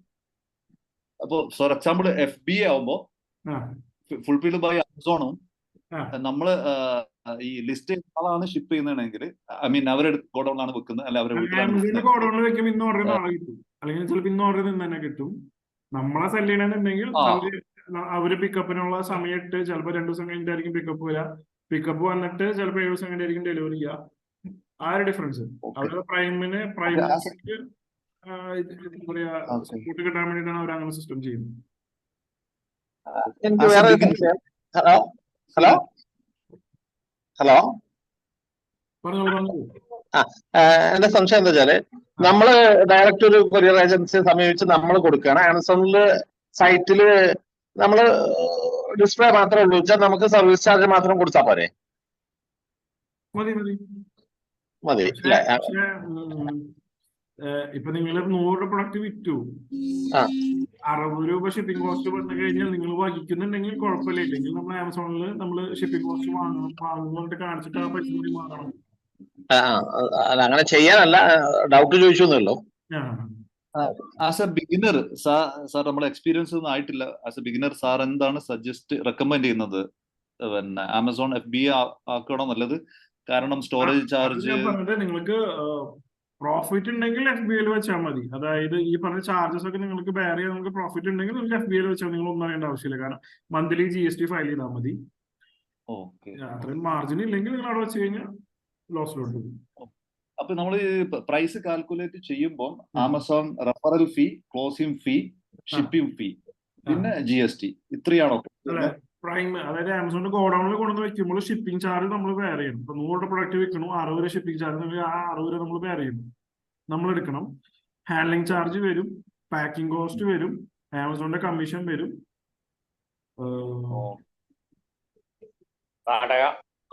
റെന്റ് വരും. 5 ചാർജസ് വരും ആമസോണിന്റെ ഗോഡൌണിൽ വെച്ച് കഴിഞ്ഞാൽ. 5 ചാർജസ്. അപ്പൊ നമ്മൾ പ്രൈസ് ഇടുമ്പോൾ 5 ചാർജസും നമ്മളെ കോസ്റ്റും കൂടെ കൂട്ടിയിട്ട് വേണം പ്രൈസ് ഇടാൻ. ഇപ്പൊ സ്ക്രീനിൽ കാണുന്നതാണ് നമ്മൾ ഈ പറഞ്ഞ ആമസോണിന്റെ കമ്മീഷൻ. അതായത് ഇപ്പൊ എക്സാമ്പിൾ ഇങ്ങനെ റഫറൽ ഫീ എന്ന് പറയുന്നത് ഈ ഓരോ കാറ്റഗറിക്കും ഓരോന്നാണ്. ഫോർ എക്സാമ്പിൾ ഹെൽമെറ്റ്, ഗ്ലൗസ് ആണെന്നുണ്ടെങ്കിൽ 6.5% ആണ് 500 രൂപയുടെ താഴെ വരുന്നത്. 500 മുകളിൽ പോകണമെങ്കിൽ 8.5% വരും. അപ്പോൾ ഓരോ പ്രൈസിനനുസരിച്ചിട്ട് ഇങ്ങനെ പെർസെന്റേജിൽ വ്യത്യാസമുണ്ട്. അതിങ്ങനെ ഓരോ കാറ്റഗറിയിലും സബ് കാറ്റഗറിയിലും ഇങ്ങനെ മാറി മാറി മാറി കിടക്കുന്നുണ്ട്. അപ്പൊ നിങ്ങളുടെ കാറ്റഗറി ഏതാണ് നിങ്ങൾ തപ്പി കണ്ടുപിടിച്ചിട്ട് വേണം നിങ്ങൾ പ്രൈസ് സെറ്റ് ചെയ്യാൻ വേണ്ടി. ആമസോണിന്റെ കമ്മീഷൻ എന്ന് പറയുന്നത് ഈ റഫറൽ ഫീസും ക്ലോസിംഗ് ഫീസും കൂടിയിട്ടുള്ളതാണ്. ഈ റഫറൽ ഫീയും ക്ലോസിംഗ് ഫീയും കൂടിയിട്ടാണ്. ക്ലോസിംഗ് ഫീ എന്ന് പറയുന്നത് ഫിക്സഡ് ആണ്. നമ്മൾ ഈസി ഷിപ്പ് ചെയ്യണമെന്നുണ്ടെങ്കിൽ, അതായത് നമ്മൾ തന്നെ പാക്ക് ചെയ്ത് ആമസോൺ സെല് ചെയ്യണമെന്നുണ്ടെങ്കിൽ ഈ പറഞ്ഞ 0 to 250 റുപ്പീസ് ആണെന്നുണ്ടെങ്കിൽ 4 രൂപയാണ് നമ്മുടെ ആ കമ്മീഷൻ്റെ കൂടെ ആണ്. അങ്ങനെ 250 തൊട്ട് 500 വരണമെങ്കിൽ 9 രൂപ, 1000 വരണമെങ്കിൽ 30 രൂപ, 1000 മുകളിലാണെങ്കിൽ 61 രൂപ. അപ്പോൾ ഈ ക്ലോസിംഗ് ഫീയും റഫറൽ ഫീയും കൂടി ചേർന്നതാണ് ആമസോണിന്റെ കമ്മീഷൻ എന്ന് പറയുന്നത്. എനിക്ക് വേറെ ഒരു സംശയം സർ. നമ്മളിപ്പോ റീറ്റെയിൽ ഇവിടെ നാട്ടിലൊക്കെ വിൽക്കുന്നത് ഒരു 250 രൂപയ്ക്ക് ഒരു ഇതായിട്ടൊരു പ്രൊഡക്റ്റ് ആണ്. അത് നമ്മൾ ആമസോണിൽ വിൽക്കുമ്പോൾ നമ്മൾ കൂടുതൽ എമൗണ്ട് ഇട്ടാലേ നമുക്ക് ഇതെല്ലാം ബെയർ ചെയ്തിട്ട് ക്ലിയർ ആവുള്ളൂ. അപ്പൊ അതില് വേറെ എന്തെങ്കിലും ബുദ്ധിമുട്ട് വരുമോ നമുക്ക്? അതായത് നിങ്ങൾ ഓഫ്ലൈൻ മാർക്കറ്റിൽ വിൽക്കുന്നത് ഓൺലൈൻ മാർക്കറ്റിൽ സെയിം പ്രൊഡക്റ്റ് ആണ്, ഡിഫറെന്റ് പ്രൈസിലാണെന്നുണ്ടെങ്കിൽ ലീഗൽ മെട്രോളജിക്ക് ഫൈൻ ചെയ്യാനുള്ള ഓപ്ഷൻ ഉണ്ട്. Okay okay okay. അപ്പൊ നിങ്ങൾ ചെയ്യണമെന്ന് വെച്ചാൽ ഫോർ എക്സാമ്പിൾ 100 ഗ്രാമിന്റെ പ്രൊഡക്റ്റ് ഓഫ്ലൈനിൽ വിൽക്കണമെന്നുണ്ടെങ്കിൽ ഓൺലൈനിൽ നിങ്ങൾ അത് 150 ഗ്രാമിന്റെ പ്രൊഡക്റ്റ് വിൽക്കുക. അങ്ങനെ ചെയ്താൽ മതി അല്ലേ? അപ്പൊ അവർക്ക് കമ്പയർ ചെയ്യാൻ പറ്റില്ല. 100 ഗ്രാമിന്റെ പ്രൊഡക്റ്റ് 150 ഗ്രാം പ്രൊഡക്റ്റ് രണ്ടാന്ന് പറയാം നമുക്ക്. ഓക്കെ, പാക്കിങ്ങിലും വ്യത്യാസം വരുത്തിയാൽ മതിയല്ലോ അല്ലെ? കുറച്ചുകൂടി ക്വാളിറ്റിയിലോ എന്തെങ്കിലും. 100 ഗ്രാം വിൽക്കുന്നത് എന്നുള്ള പേരിലാണെന്നുണ്ടെങ്കിൽ ഓൺലൈനിൽ വിൽക്കുമ്പോൾ A+ എന്നുള്ള പേരിൽ വിൽക്കുക. അല്ല, അങ്ങനെ ചെയ്യുമ്പോൾ നമ്മൾ ട്രേഡ് മാർക്കിന്റെ ബുദ്ധിമുട്ട് വരില്ലേ? വരും വ്യത്യാസം വരും. അപ്പൊ നമുക്ക് ട്രേഡ് മാർക്ക് വേറെ കൊടുക്കുമ്പോ നമുക്ക് ബ്രാൻഡ് നെയിം ആണല്ലോ, നമ്മുടെ ബ്രാൻഡ് നെയിം ആണ് യൂസ് ചെയ്യുന്നത്. അതെ, പ്രൊഡക്റ്റിന്റെ പേര് വേറെയാണ്, അതുകൊണ്ട് പ്രശ്നമില്ല. സാർ, ഒരു എസ്റ്റാബ്ലിഷ് ആയിട്ടുള്ള ഒരു ബ്രാൻഡ് അവർ ആമസോണിൽ ഇല്ല. അപ്പൊ ഞാൻ അവരായിട്ട് ടൈപ്പ് നടത്തുകയാണെങ്കിൽ അവരുടെ ബ്രാൻഡ് എനിക്ക് സെല് ചെയ്യാം, അങ്ങനല്ലേ? ബ്രാൻഡ് സെല് ചെയ്യണമെന്നുണ്ടെങ്കിൽ അപ്രൂവൽ എടുത്തു കഴിഞ്ഞാൽ അവര് നമ്മുടെ നാളെ കഴുകിയതാക്കി മറ്റന്നാളത്തേക്ക് അടിക്കണം. ഞാൻ അതിന് ചെയ്യേണ്ടത് ആ ബ്രാൻഡിന്റെ ആളോണ്ട് അവർ അപ്രൂവൽ മേടിക്കുന്നത്. അതിന് സ്പെഷ്യൽ ഫോർമാറ്റോ അങ്ങനെ എന്തെങ്കിലും ഉണ്ടോ? അല്ലെങ്കിൽ നമ്മൾ ഫോർമാറ്റ് ഉണ്ട്, ആമസോണിന്റെ ഫോർമാറ്റ് ഉണ്ട്, രജിസ്റ്റർ ചെയ്യുമ്പോൾ ഫോർമാറ്റ് ഡൗൺലോഡ് ചെയ്യാൻ പറ്റും. സാർ, ഒരു സംശയം ചോദിച്ചോട്ടെ? സാർ ഈ ഗ്ലാസ് ബോട്ടിൽ നമ്മൾ സെൻഡ് ചെയ്യുമ്പോൾ എങ്ങനെയാണ് അതിന്റെ കാര്യങ്ങളൊന്ന് പറയാമോ? എന്തായിരുന്നു അറിയണ്ടേ? നമ്മൾ ഗ്ലാസ് ബോട്ടിൽ സെൻഡ് ചെയ്യുമ്പോൾ ഇങ്ങനെ കൂടെ പൊട്ടി പോകുന്നുണ്ട്. അതാണ് ഏറ്റവും വലിയ പ്രശ്നം. പൊതുവായിട്ടുള്ള പാക്കിംഗ് ചെയ്യണം. അതിന് പൊട്ടാത്ത രീതിയിലുള്ള പാക്കിംഗ് ചെയ്യണം. ബബിൾ റാപ്പ് ചെയ്യണം, സ്പോഞ്ച് വെക്കണം. ബബിൾ റാപ്പ് എല്ലാം ചെയ്തു. പക്ഷെ പലപ്പോഴും അവിടെ നിന്ന് പറയുന്നു അവര് പൊട്ടിയതിന്റെ ഒരു കാരണമോ നമുക്ക് അതിന്റെ ഒരു പിക്ചറോ ഒന്നും അവർ തരുന്നില്ല. ആര് തരുന്നില്ല? അല്ല, അതെങ്ങനെ നമ്മൾ അറിയാം അവര് ഇത് പൊട്ടിയെന്ന് എങ്ങനെ അറിയും? പൊട്ടീനെ അവര് നമുക്ക് ഫോട്ടോസ് അയച്ചു തരും. നമുക്ക് ക്ലെയിമിന് ഫോട്ടോസ് അയച്ചു തരും. ഫോട്ടോസ് അയച്ചു തരുന്നില്ല. അപ്പൊ ഉടായ്പല്ലേ? എന്തോ? അപ്പൊ അത് എന്തെങ്കിലും വേറെ എന്തെങ്കിലും ഉടായ്പായിരിക്കും. ആരുടെ ഫോട്ടോസ് തരാത്ത നിങ്ങൾക്ക്? അല്ല, നോർമലി ആരാ ഫോട്ടോ തരേണ്ടത്? ആമസോൺ ആണോ അതോ? ആമസോൺ പക്ഷെ തരുന്നില്ല. അവര് പറയുന്നു ഇത് നമ്മുടെ ഇതിന് നിങ്ങളുടെ ഡിഡക്ട് ചെയ്യണ്, നിങ്ങളുടെ ഇത് നിങ്ങൾക്ക് അതിന് നിങ്ങൾ ആമസോൺ ത്രൂ ആണ് ഷിപ്പ് ചെയ്യണമെന്നുണ്ടെങ്കിൽ നിങ്ങൾക്ക് ഇൻഷുറൻസ് ക്ലെയിം ചെയ്യാം. ആണല്ലേ? നിങ്ങൾക്ക് 70% ഇൻഷുറൻസ് കിട്ടും. ഇതിപ്പോ 2 തവണയായി. പക്ഷെ ഇത് നമ്മൾ പറയുന്നത് ബബിൾ റാപ്പ് ചെയ്യണം, സ്പോഞ്ച് കൊണ്ട് റാപ്പ് ചെയ്യണം, 5 പ്ലൈ പാക്ക് ചെയ്യാം. എല്ലാം ചെയ്തു. പക്ഷെ ഒരു 50 എണ്ണമൊക്കെ കൃത്യമായിട്ട് അയച്ചു. പക്ഷെ ഒരു 100 പ്രൊഡക്റ്റ് സെല് ചെയ്ത് കഴിഞ്ഞാല് ഒരു 10-15 റിട്ടേൺ ആയിരിക്കും, ഒരു 5 എണ്ണൊക്കെ ഡാമേജ് ആയിരിക്കും. ഓക്കെ. 100 പ്രൊഡക്റ്റ് സെല് ചെയ്ത് കഴിയുമ്പോ. ശരി. സാറേ എനിക്ക് കാര്യം ചോദിക്കാം. ഹലോ, അതെ. നമ്മൾ യൂഷ്വലി പറയാണെന്ന് വെച്ചാൽ 100 പ്രൊഡക്റ്റ് സെല് ചെയ്ത് കഴിയുമ്പോൾ ഡ്രസ്സൊക്കെ ആണെന്നുണ്ടെങ്കിൽ 25% റിട്ടേൺ ആണ്. അപ്പൊ ആ 25% ഇപ്പൊ എക്സാമ്പിൾ 100 സെല് ചെയ്യുമ്പോൾ 25 പ്രൊഡക്റ്റ് ആണെന്നുണ്ടെങ്കിൽ 25ന്റെ റിട്ടേൺ. ഇപ്പൊ 100 രൂപയാണ് ഷിപ്പിംഗ് കോസ്റ്റ് എന്നുണ്ടെങ്കിൽ 25 2500 രൂപ, ബാക്കി 75 പ്രൊഡക്റ്റിലേക്ക് ലോഡ് ചെയ്യാൻ നമ്മൾ പറയാറ്. സാർ ഒരു കാര്യം ചോദിക്കാം. ഹലോ, നമ്മൾ ആമസോണിൽ പ്രൊഡക്റ്റ് ലിസ്റ്റ് ചെയ്യുന്ന സമയത്ത് ഇപ്പോൾ നമ്മൾ ഫുഡ് പ്രൊഡക്റ്റ് ആണ് ചെയ്യുന്നത് വെച്ചാൽ ഇപ്പോൾ അതല്ലാതെ നമുക്ക് ഇപ്പോൾ ഈ ഹാൻഡിക്രാഫ്റ്റിന്റെ ടീം അത് കൂടെ ആഡ് ചെയ്യുമ്പോൾ അതോ സെപ്പറേറ്റ് ആയിട്ട് വരുന്നതാക്കുന്നത്? ഇല്ല, സെയിം അക്കൗണ്ട് ചെയ്യാം. വേറെ അക്കൗണ്ട് എടുക്കേണ്ട ആവശ്യമില്ല. അതന്നെ അയച്ചു. അപ്പൊ ഈ ട്രേഡ് ഇതിന്റെയൊക്കെ വരുമ്പോഴൊക്കെ ട്രേഡ് മാർക്ക് ഇതിന്റെയൊക്കെ എടുക്കുമ്പോൾ അതിന് നമ്മൾ വേറെ ട്രേഡ് മാർക്ക് എടുക്കണം. ഇപ്പൊ നമ്മൾ ഫുഡിന് ഒരു ട്രേഡ് മാർക്ക് എടുക്കുന്നുണ്ടെങ്കിൽ ഹാൻഡിക്രാഫ്റ്റിന് വേറെ trade mark 2 trade mark apply ചെയ്യാം. നമുക്ക് എത്ര ട്രേഡ് മാർക്ക് വേണമെങ്കിൽ അപ്ലൈ ചെയ്യാം. നമ്മുടെ ഓൺ പ്രൊഡക്റ്റ് അല്ലെങ്കിൽ മറ്റുള്ള പ്രൊഡക്റ്റ് എടുക്കാൻ പറ്റുമോ? മറ്റുള്ള പ്രൊഡക്റ്റ് വിൽക്കുമ്പോൾ നമ്മൾ അവരിൽ നിന്ന് അപ്രൂവൽ മേടിക്കണം. വേറെ പ്രശ്നങ്ങളൊന്നുമില്ല. ഫുഡ് പ്രൊഡക്റ്റ് ആണെന്നുണ്ടെങ്കിൽ അവരുടെ FSIയുടെ കോപ്പി നമുക്ക് കിട്ടണം. നമ്മൾ വേറെ കമ്പനീസിന്റെ ഫുഡ് പ്രൊഡക്റ്റ് സെല് ചെയ്യണമെന്നുണ്ടെങ്കിൽ നമുക്ക് FSI ട്രേഡിംഗ് ലൈസൻസ് ഉണ്ടാവും. FSI ട്രേഡിംഗ് ലൈസൻസ് വേറെ എടുക്കണം. അവർ FSI മാത്രം പോലെ നമുക്ക് FSIയുടെ പ്രൊഡക്റ്റ് മേടിച്ച് വിൽക്കണമെന്നുണ്ടെങ്കിൽ FSI ട്രേഡിംഗ് ലൈസൻസ് ഉണ്ട്. അവരുടെ പ്രൊഡക്റ്റ് നമ്മുടെ ബ്രാൻഡിൽ ചെയ്യുകയാണെങ്കിൽ എങ്ങനെ? അല്ല, ഇപ്പൊ അവരുടെ പ്രൊഡക്റ്റ് നമ്മുടെ ബ്രാൻഡിൽ ചെയ്യുകയാണെന്നുണ്ടെങ്കിൽ അപ്പോഴും ആ സെയിം പ്രോസസ് തന്നെയാണോ വരുന്നത്? അവരുടെ FSI പ്രൊഡക്ഷൻ പോകുന്നത് അവരുടെ FSI വേണം, പ്ലസ് നമ്മുടെ ട്രേഡിംഗിന് FSI ലൈസൻസ്. ട്രേഡിംഗ് ഫുഡില് ട്രേഡിംഗിന്റെ ഉണ്ട്, ട്രേഡിംഗിന് FSI ഉണ്ട്.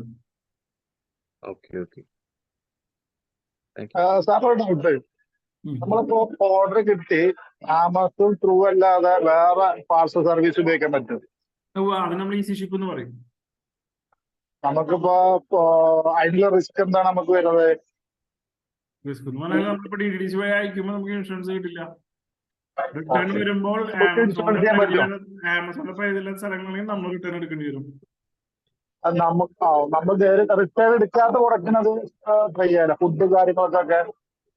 ഫുഡ് ഇപ്പൊ നമുക്കിപ്പോ നമ്മൾ ഫേസ് ചെയ്യുന്ന ഇഷ്യൂ എന്താണെന്ന് വെച്ചാൽ ഫുഡ് നമ്മൾ സെല് ചെയ്യുന്നു. നോർത്ത് ഇന്ത്യൻസ് എന്ന് വെച്ചാൽ പൊട്ടിച്ച് തിന്നിട്ട് കേടായ പ്രൊഡക്റ്റ് വന്നതെന്ന് പറഞ്ഞിട്ട് റിട്ടേൺ വരാറുണ്ട്. ഫുഡ് നോൺ റിട്ടേൺ പ്രൊഡക്റ്റ് ആണെങ്കിൽ പോലും കേടായ പ്രൊഡക്റ്റ് ആണെങ്കിൽ റിട്ടേൺ വരാറുണ്ട്.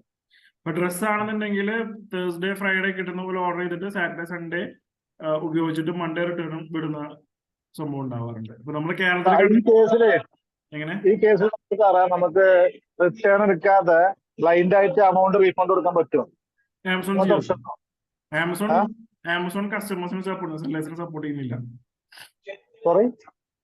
ആമസോൺ കൂടുതലും കസ്റ്റമേഴ്സിനെ സപ്പോർട്ട് ചെയ്യുന്നത്, സെല്ലേഴ്സിനെ അല്ല. അപ്പൊ അതുകൊണ്ട് അത് സൈസ് പാകല്ല എന്ന് പറയുമ്പോഴേക്കും ആമസോൺ റിട്ടേൺ പിക്കപ്പ് എടുത്താൽ പൈസ തിരിച്ചു കൊടുക്കും. ഞാൻ ചോദിക്കണോ സാർ, നമ്മളെ ഫുഡ് പ്രൊഡക്റ്റ് ആണ് കൂട്ടിക്കോളൂ, നമ്മളിപ്പോ തേർഡ് പാർട്ടി ത്രൂ ആണ് സപ്ലൈ ചെയ്ത് അപ്പൊ പുള്ളി ഓക്കെ റീഫണ്ട് എന്ന് പറയുമ്പോൾ നമ്മളെ പ്രൊഡക്റ്റ് തിരിച്ചെടുക്കാതെ നമ്മളെ അമൗണ്ട് റീഫണ്ട് ചെയ്ത് കഴിഞ്ഞാൽ പ്രോബ്ലം സോൾവ് ആവും. അങ്ങനെ ഓപ്ഷൻ ഉണ്ട്. പ്രൊഡക്റ്റ് തിരിച്ചെടുക്കാതെ നമ്മൾ അതിനകത്ത് മാർക്ക് ചെയ്യും. പ്രൊഡക്റ്റ് തിരിച്ചെടുക്കേണ്ട ഇത് അതിനകത്ത് ഓപ്ഷൻ ഉണ്ട്. പ്രൊഡക്റ്റ് തിരിച്ചു വരാന്നുണ്ടെങ്കിൽ ആ കൊറിയർ ചാർജും കഴിഞ്ഞിട്ട് നമുക്ക് പ്രൊഡക്റ്റ് പൊട്ടിച്ച പ്രൊഡക്റ്റ് ആണെന്നുണ്ടെങ്കിൽ ഫുഡ് പ്രൊഡക്റ്റ് ആണെന്നുണ്ടെങ്കിൽ നമുക്ക് ഉപയോഗിക്കാൻ പറ്റില്ലല്ലോ. അപ്പൊ ആ സ്ട്രാറ്റജി വെച്ച് ഉപയോഗിക്കുകയാണെങ്കിൽ നമുക്ക് തേർഡ് പാർട്ടി ത്രൂ ചെയ്തൂടെ ഫുഡ് പ്രൊഡക്റ്റ് ആവുമ്പോ? ചെയ്യാം. തേർഡ് പാർട്ടി ചെയ്യുന്നതിന് കുഴപ്പമൊന്നുമില്ല. നമുക്കത് തേർഡ് പാർട്ടി ഇൻഷുർ ചെയ്യാൻ പറ്റും നമ്മുടെ ഈ പ്രൊഡക്റ്റിന്? നമുക്ക് വേറെ ഇൻഷുറൻസ് ചെയ്യാൻ ആണെന്നുണ്ടെങ്കിൽ ബില്ലിന്റെ 1% ആണ് അവർ ഇൻഷുറൻസ് ക്ലെയിം ചെയ്യുന്നത്. പക്ഷെ അത് പോണ വഴി ഇന്ത്യ പോസ്റ്റ് ആകുമ്പോൾ പോണ വഴി എന്തെങ്കിലും ഇഷ്യൂസ് ഉണ്ടെങ്കിൽ നമുക്ക് ചെയ്യാൻ പറ്റില്ല. പ്രൊഡക്റ്റ് കസ്റ്റമറിന്റെ കയ്യിൽ കിട്ടിയിട്ട് നമുക്കൊന്നും ചെയ്യാൻ പറ്റില്ല. ട്രാൻസ്പോർട്ടേഷനിലെ പ്രശ്നങ്ങൾ ഇൻഷുറൻസ് ഉണ്ടാവും അല്ലേ? അതേ ഉള്ളൂ. ഈ ഫീസിന്റെ ഇത് കൊടുത്തതില് ഫുഡ് പ്രൊഡക്ട്സിന്റെ കാണിച്ചിട്ടില്ലല്ലോ ചാർജസിന്റെ. നിങ്ങൾ സ്ക്രീനിൽ കാണിച്ചുള്ളതിലേ ഫീസ് ആൻഡ് ചാർജസ് എന്നുള്ളതില് ഫുഡ് പ്രൊഡക്ട്സിന്റെ ഇതിൽ കാണാനില്ല. Grocery and food okay. അതിനകത്ത് ഇപ്പൊ ഹെർബ്സ് ആണെന്നുണ്ടെങ്കിൽ 300 ഡ്രൈ ഫ്രൂട്ട്സ് ആണെന്നുണ്ടെങ്കിൽ 6, 8, 9 ഓരോ ഐറ്റത്തിനും വെവ്വേറെയാണ് അല്ലേ? അത് ഞാൻ പറഞ്ഞു. ഗ്രോസറിയിൽ തന്നെ പല കാറ്റഗറി ഉണ്ട്. ആ പല കാറ്റഗറിയും പല ടൈപ്പാണ്. 300 താഴെ ആണെന്നുണ്ടെങ്കിൽ 4%, 300ന്റെ 1000ത്തിന് ഇടയിലാണെങ്കിൽ 5.5%, 1000ന്റെ മേലാണെങ്കിൽ 8%. ഇത് നമുക്ക് സൈറ്റിൽ അവരുടെ സൈറ്റിൽ കയറിയാൽ കിട്ടുമോ? അതെ. ഈ sell.amazon.in/fees ഞാനത് ഓക്കെ. സാറിന്റെ കോൺടാക്ട് ഡീറ്റെയിൽസ് ഒന്ന് സെൻഡ് ചെയ്യാവോ? എന്റെ കോൺടാക്ട് 9895088623.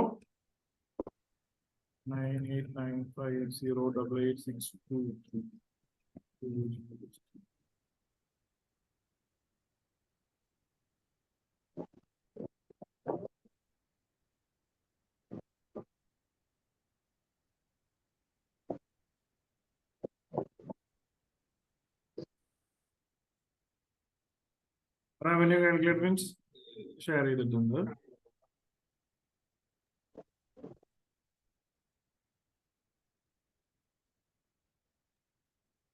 ചെറിയൊരു കാര്യം ചോദിച്ചോട്ടെ. ഈ ഇടയ്ക്ക് ഓരോ കോൾസ് ഒക്കെ കിട്ടാറുണ്ട്. അവർക്ക് നമ്മുടെ നമ്പർ എങ്ങനെ കിട്ടുന്നതെന്ന് അറിയില്ല. അതായത് ആമസോൺ സെല്ലറായിട്ട് ഇതായിട്ടുള്ളവരാണ്, ഓരോ കമ്പനികളാന്നാ പറയുന്നത്. 3 മാസത്തേക്ക് നിങ്ങൾക്ക് ലിസ്റ്റിങ്ങിന് ഫ്രീ ആണ്, ആമസോൺ അങ്ങനത്തെ ഒരു സ്കീമാണ് എന്നൊക്കെ പറഞ്ഞ് വിളിക്കാറ്. അതൊക്കെ ജെന്യുവിനാണ്? അതെ. ആമസോൺ ഫസ്റ്റ് അതായത് ഞങ്ങൾക്കും ഉണ്ടായിരുന്നു ഫ്രീ സർവീസ്. ഇപ്പൊ ഇല്ല. ഞങ്ങൾ സ്റ്റാർട്ട് ചെയ്തപ്പോൾ ഞങ്ങൾക്കും ഫ്രീ സർവീസ് ആയിരുന്നു. അതായത് 3 മാസത്തേക്ക് ഞങ്ങൾക്ക് ഫ്രീ സർവീസ് ആയിരുന്നു. ഇപ്പൊ പ്രശ്നമില്ല, ഞങ്ങൾക്ക് ഇല്ല. ഓക്കെ. അങ്ങനെ ഒരു സ്കീം ആമസോണിൽ ഉണ്ട് അല്ലേ? ഉണ്ട്. അത് ചില സമയത്ത് കൊടുക്കുന്നുണ്ട്. ഓക്കെ. സാർ അങ്ങനെ വിളിക്കുന്നത് വിശ്വസിക്കാമോ? പൈസ പേയ്മെന്റ് വാങ്ങുന്നില്ലല്ലോ, നമുക്ക് നഷ്ടപ്പെടാനൊന്നുമില്ല.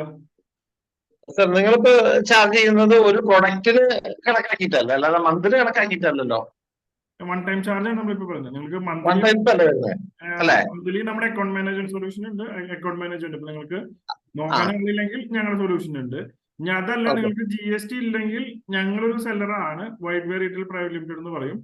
ആ ഓപ്ഷനിൽ വേണമെങ്കിൽ നിങ്ങൾക്ക് ഞങ്ങളുടെ പ്രൊഡക്റ്റ് ഏൽപ്പിക്കുകയാണെങ്കിൽ ഞങ്ങളുടെ GST നിങ്ങൾക്ക് സെല് ചെയ്യാം. അല്ല, നമുക്ക് ആൾറെഡി GST ഇതൊക്കെ ഉള്ളത് നമ്മൾ റീറ്റെയിൽ സെല്ലിംഗ് ഉള്ളതാണ്, ഓഫ്ലൈൻ സെല്ലിംഗ് ഉള്ളതാണ്. അപ്പൊ നമുക്ക് അതുകൊണ്ടാണ് ഞാൻ ചോദിച്ചത്, ഈ ഓൺലൈൻ സെല്ലിങ്ങിന് വരുമ്പോ നമുക്ക് MRP മാറ്റിയിട്ടുണ്ട് വരില്ല എന്ന് ചോദിക്കാൻ കാരണം അതുകൊണ്ടാണ്.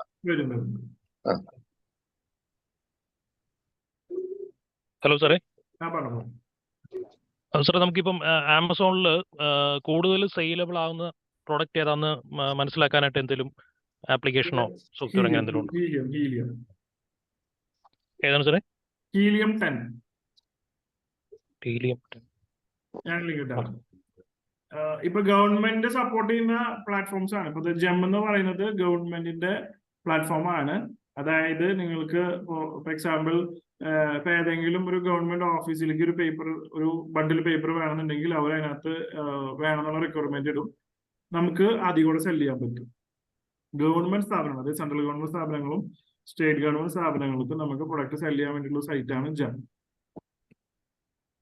അതേപോലെ നമുക്ക് മാർക്കറ്റ് ഇപ്പൊ ആമസോൺ പോലെ മാർക്കറ്റിൽ സെല് ചെയ്യാൻ പറ്റുന്ന സാധനമാണ് ONDC എന്ന് പറയുന്ന സാധനം. ഇത് രണ്ടുമാണ് ഗവൺമെന്റ് ഓഫ് ഇന്ത്യയുടെ ഇനിഷ്യേറ്റീവ് ആയിട്ട് വരുന്ന രണ്ട് പ്ലാറ്റ്ഫോമുകൾ. അതും കൂടി നിങ്ങൾ നോട്ട് ചെയ്ത് വെച്ചോ. സാർ ഈ ONDC ശരിക്കും ഓൺ ബോർഡ് ചെയ്യാൻ നമ്മൾ എന്താ ചെയ്യുന്നത്? ഇപ്പൊ ATM ഇന്ത്യ അങ്ങനെ ഇങ്ങനെയൊക്കെ കാണാറുണ്ട്, അതേപോലെ തന്നെ ഒരുപാട് ചെറിയ കമ്പനികളുടെയും കാണാറുണ്ട്. ശരിക്കും അതിന്റെ പ്രോസസ് എന്താണെന്നുള്ള അറിയോ? ONDC ചെയ്യുന്ന ആളുടെ നമ്പർ ഞാൻ ഷെയർ ചെയ്ത് തരാം.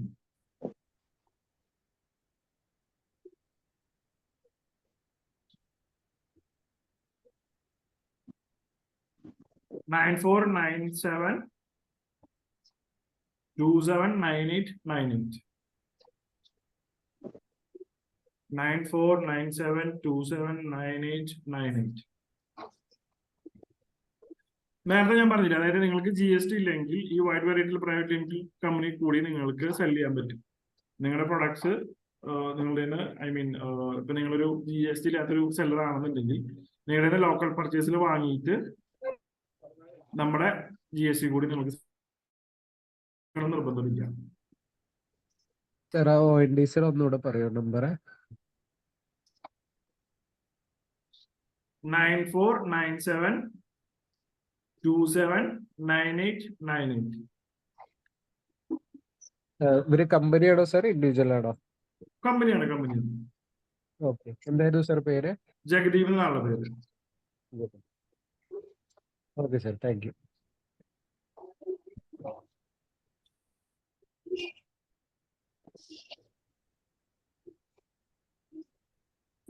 സാറേ ഇപ്പോ ഇത് ഈസി ഷിപ്മെന്റിന്റെ കാണിച്ചിട്ടുണ്ടായിരുന്നു 4 രൂപ 250 ഗ്രാമിന് താഴെയാണെങ്കിൽ. അപ്പൊ നമുക്കത് കുറച്ചുകൂടി ലാഭകരമായ ഒരു കാര്യം തന്നെയല്ലേ? ഇപ്പൊ ഈസി ഷിപ്മെന്റ് സാറ് കാണിച്ചിട്ടുണ്ടായിരുന്നില്ലേ, പ്രൈസിങ് കാണിച്ചിട്ടുണ്ടായിരുന്നല്ലോ. അത് നമുക്ക് ലെസ് ദാൻ 0 to 250 ഗ്രാംസിന് വരുന്ന സമയത്ത് 4 rupees മറ്റുള്ള കാണിച്ചിട്ടുണ്ടായിരുന്നത്. അപ്പൊ നമുക്കത് ലാഭകരമായ കാര്യം തന്നെ. ഗ്രാംസ് അല്ല, MRP ആണ്, സെല്ലിംഗ് പ്രൈസ് ആണ്. സെല്ലിംഗ് പ്രൈസിനാണ് അല്ലേ? ഓക്കെ. INR കാണിക്കുന്നത് ഞാൻ ഷെയർ ചെയ്യാം.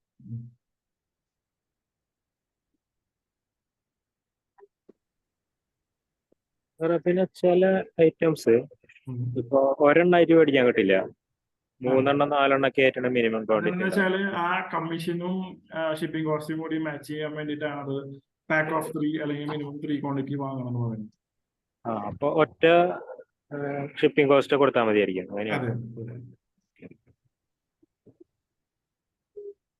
ഇത് INR എന്നാണ് ഇവിടെ ശ്രദ്ധിക്കുക. 4% ഫോർ 300 രൂപയുടെ താഴെയുള്ള പ്രൊഡക്റ്റുകൾക്കാണ് 4%. 300 രൂപ ടു 1000 രൂപയുടെ ആണ് 5.5%, 8%.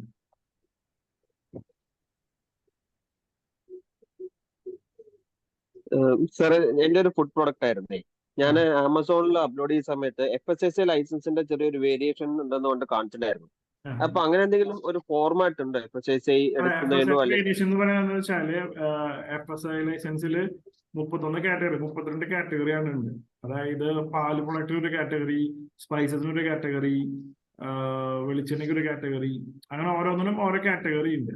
ഇപ്പൊ നിങ്ങൾ ഏത് കാറ്റഗറിയിലാണോ നിങ്ങളുടെ പ്രൊഡക്റ്റ് എന്നുണ്ടെങ്കിൽ ആ പ്രൊഡക്റ്റിനനുസരിച്ചുള്ള FSSAI ലൈസൻസിന്റെ കാറ്റഗറി അല്ലെന്നുണ്ടെങ്കിൽ ആമസോൺ റിജക്ട് ചെയ്യും. ഓക്കെ, എന്റെ ഫുഡ് പ്രൊഡക്റ്റ് ആണ്, എന്റെ പപ്പടമാണ്.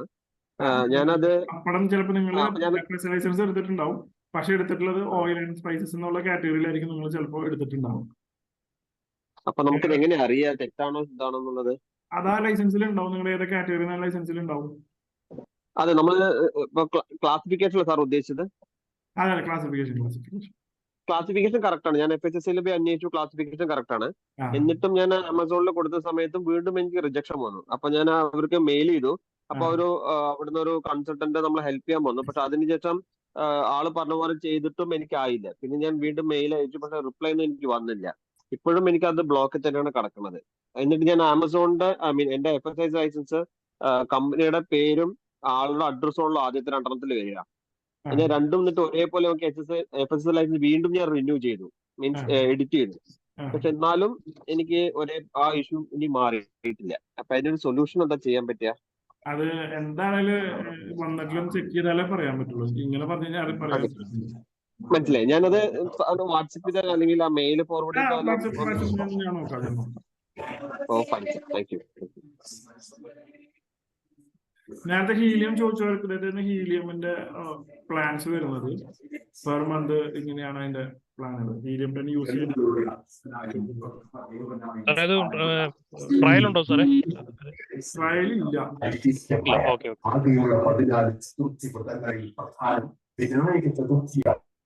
ഇതില് നമ്മൾ പിന്നെ പെർ മന്ത് അല്ലേ കൊടുക്കേണ്ടത് ഓരോ കൺട്രിക്കും?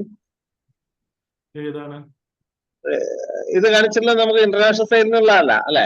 അല്ലല്ല, ഹീലിയം 10 എന്ന് പറയുന്നത് വേറൊരു തേർഡ് പാർട്ടി സർവീസ് ആണ്. ഓക്കെ. അല്ല, നമ്മള് ഇന്റർനാഷണൽ സൈഡിൽ നമ്മൾ ചെയ്യുകയാണെന്ന് വെച്ചാൽ നമുക്ക് പിന്നെ ഉദാഹരണത്തിന് നമ്മളൊരു പർട്ടിക്കുലർ കൺട്രിക്ക് $40 അടച്ചു. അതൊരു ഒരു മന്ത് കഴിഞ്ഞ് നമുക്ക് വേണ്ടത്ര ഫീസിബിൾ അല്ലാന്ന് ഇതായി കഴിഞ്ഞാൽ നമുക്ക് ഒഴിവാക്കാലോ അല്ലെ? സ്റ്റോപ്പ് ചെയ്യാം.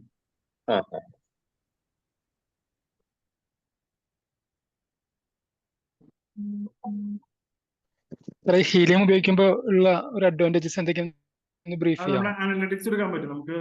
എത്ര സെയിൽസ് വന്നു, എത്ര പ്രോഫിറ്റ് വന്നു, നമുക്ക് ഏതൊക്കെ പ്രൊഡക്റ്റ് ആണ് നമ്മുടെ കോമ്പറ്റീറ്റേഴ്സ് ആയി വരുന്നത്, അങ്ങനത്തെ കുറെ അനലിറ്റിക്സ് ആണ് ഇതിന് കിട്ടുന്നത്. നമുക്ക് കോമ്പറ്റീറ്ററുടെ പ്രൈസ് റേഞ്ച് ആയിട്ട് നമുക്ക് കമ്പയർ ചെയ്യായിരിക്കും അല്ലേ? അത് ഓക്കെ.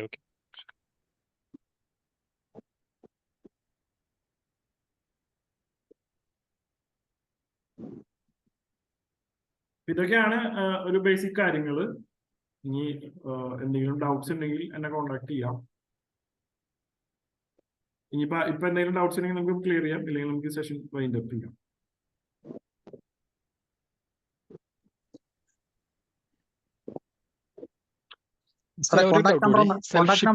പറഞ്ഞിരുന്നല്ലോ, കമ്പനി ഡീറ്റെയിൽ ഒന്ന് ഇതില് ഷെയർ ചെയ്താൽ നന്നായിരുന്നു.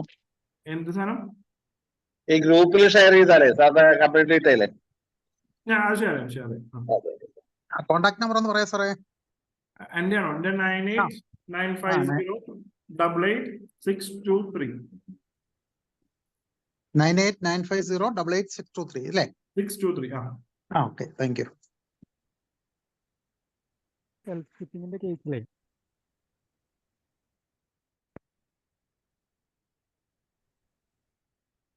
ഹലോ, ഈ സെൽഫ് ഷിപ്പിങ്ങിന്റെ കേസിൽ ഇന്ത്യക്ക് പുറത്തേക്ക് സെയിൽ ചെയ്യുന്ന ഒരു ഐറ്റം ആണെന്ന് കരുതുക. അപ്പോൾ ആ സെയിൽ ചെയ്യേണ്ട ആൾക്ക് IEC ഇല്ല, ഇമ്പോർട്ട് എക്സ്പോർട്ട് ലൈസൻസ് ഇല്ലെന്ന് കരുതുക. അപ്പൊ അവർക്ക് ആ അസിസ്റ്റൻസ് കൊടുക്കുന്ന കുറെ ലോജിസ്റ്റിക് കമ്പനികൾ ഉണ്ടല്ലോ, അവർ ത്രൂ അത് സെയിൽ ഔട്ട് ചെയ്യാൻ പറ്റുമോ? അല്ല, നമുക്ക് ഇമ്പോർട്ട് എക്സ്പോർട്ട് ലൈസൻസ് ഇല്ലാണ്ട് നമുക്ക് രജിസ്റ്റർ ചെയ്യാൻ പറ്റില്ല. ആമസോണിൽ രജിസ്റ്റർ ചെയ്യാൻ പറ്റില്ല. ശരി. നമുക്ക് ഈ സെയിൽ ചെയ്യുമ്പോൾ നമുക്ക് ഇത് ലാപ്ടോപ്പ് തന്നെ വേണ്ടി വരുമോ, അതോ നമുക്ക് മൊബൈൽ ത്രൂ നമുക്ക് ചെയ്യാൻ പറ്റുന്നതാണോ? ആമസോൺ സെല്ലർ ആപ്പ് എന്നൊരു ആപ്പ് ഉണ്ട്, പക്ഷെ അത് ഫുൾ ഫങ്ഷൻസ് അവൈലബിൾ അല്ല മൊബൈലിൽ അല്ലേ? നമുക്ക് ഓർഡർ ഷെഡ്യൂളിങ്ങും ഇൻവെന്ററി കീപ്പ് ചെയ്യാന്നല്ലാതെ അതിനും കൂടുതൽ അത് യൂസ് ചെയ്യാൻ ഭയങ്കര ബുദ്ധിമുട്ടാണ്. ഓക്കെ.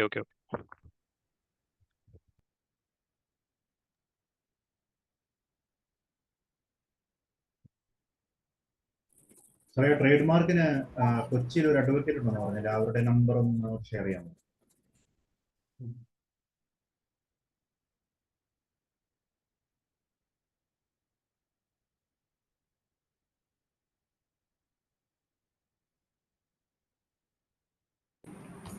സോ ലൈക്ക് നമ്മുടെ അലോട്ടഡ് ടൈം ഒന്ന് കഴിഞ്ഞിരിക്കുകയാണ്. സോ നമുക്ക് സെഷൻ ഇവിടെ വൈൻഡ് അപ്പ് ചെയ്യാം. ഞാൻ ആ ഭാഗ്യശ്രീ നമ്പർ ഷെയർ ചെയ്തിട്ടുണ്ട്, ചാറ്റിൽ ഇട്ടിട്ടുണ്ട്. ഓക്കെ, അപ്പോൾ thank you Augustine sir. Session wonderful ആയിരുന്നു, എല്ലാവർക്കും ഇഷ്ടപ്പെട്ടു എന്ന് വിചാരിക്കുന്നു. ഇന്ന് പാർട്ടിസിപ്പേറ്റ് എല്ലാവർക്കും താങ്ക് യു. സോ നമ്മുടെ ഇതിൻ്റെ ഒരു എക്സ്റ്റൻഡഡ് ആയ സെഷൻ ഒരു 1 ഡേ പ്രോഗ്രാം പോലെ കണ്ടക്ട് ചെയ്യുന്നുണ്ട്. അത് നെക്സ്റ്റ് വീക്ക് ആയിരിക്കും കണ്ടക്ട് ചെയ്യുന്നത്, കീഴിൽ വെച്ചിട്ടായിരിക്കും. സോ നമ്മുടെ ഈ ഗ്രൂപ്പിൽ തന്നെ അത് പബ്ലിഷ് ചെയ്യുന്നതായിരിക്കും. സോ എല്ലാവരും പാർട്ടിസിപ്പേറ്റ് ചെയ്യാൻ നോക്കുക. സോ എല്ലാവർക്കും താങ്ക് യു അഗസ്റ്റിൻ സാർ. എന്തെങ്കിലും ഡൗട്ടോ ക്വറീസോ ഉണ്ടെങ്കിൽ ഗ്രൂപ്പിൽ പോസ്റ്റ് ചെയ്യാവുന്നതാണ്. അഗൻ സാർ അതിൻ്റെ അകത്ത് ഉണ്ട് എന്ന് വിചാരിക്കുന്നു. ഓക്കെ സാർ, അപ്പോൾ അതിൽ ഇത് ചെയ്യുന്നതായിരിക്കും, ക്ലാരിഫിക്കേഷൻ തരുന്നതായിരിക്കും. സോ എല്ലാവർക്കും thank you sir. Thank you sir, wonderful session ആയിരുന്നു. Thank you so much. Thank you sir.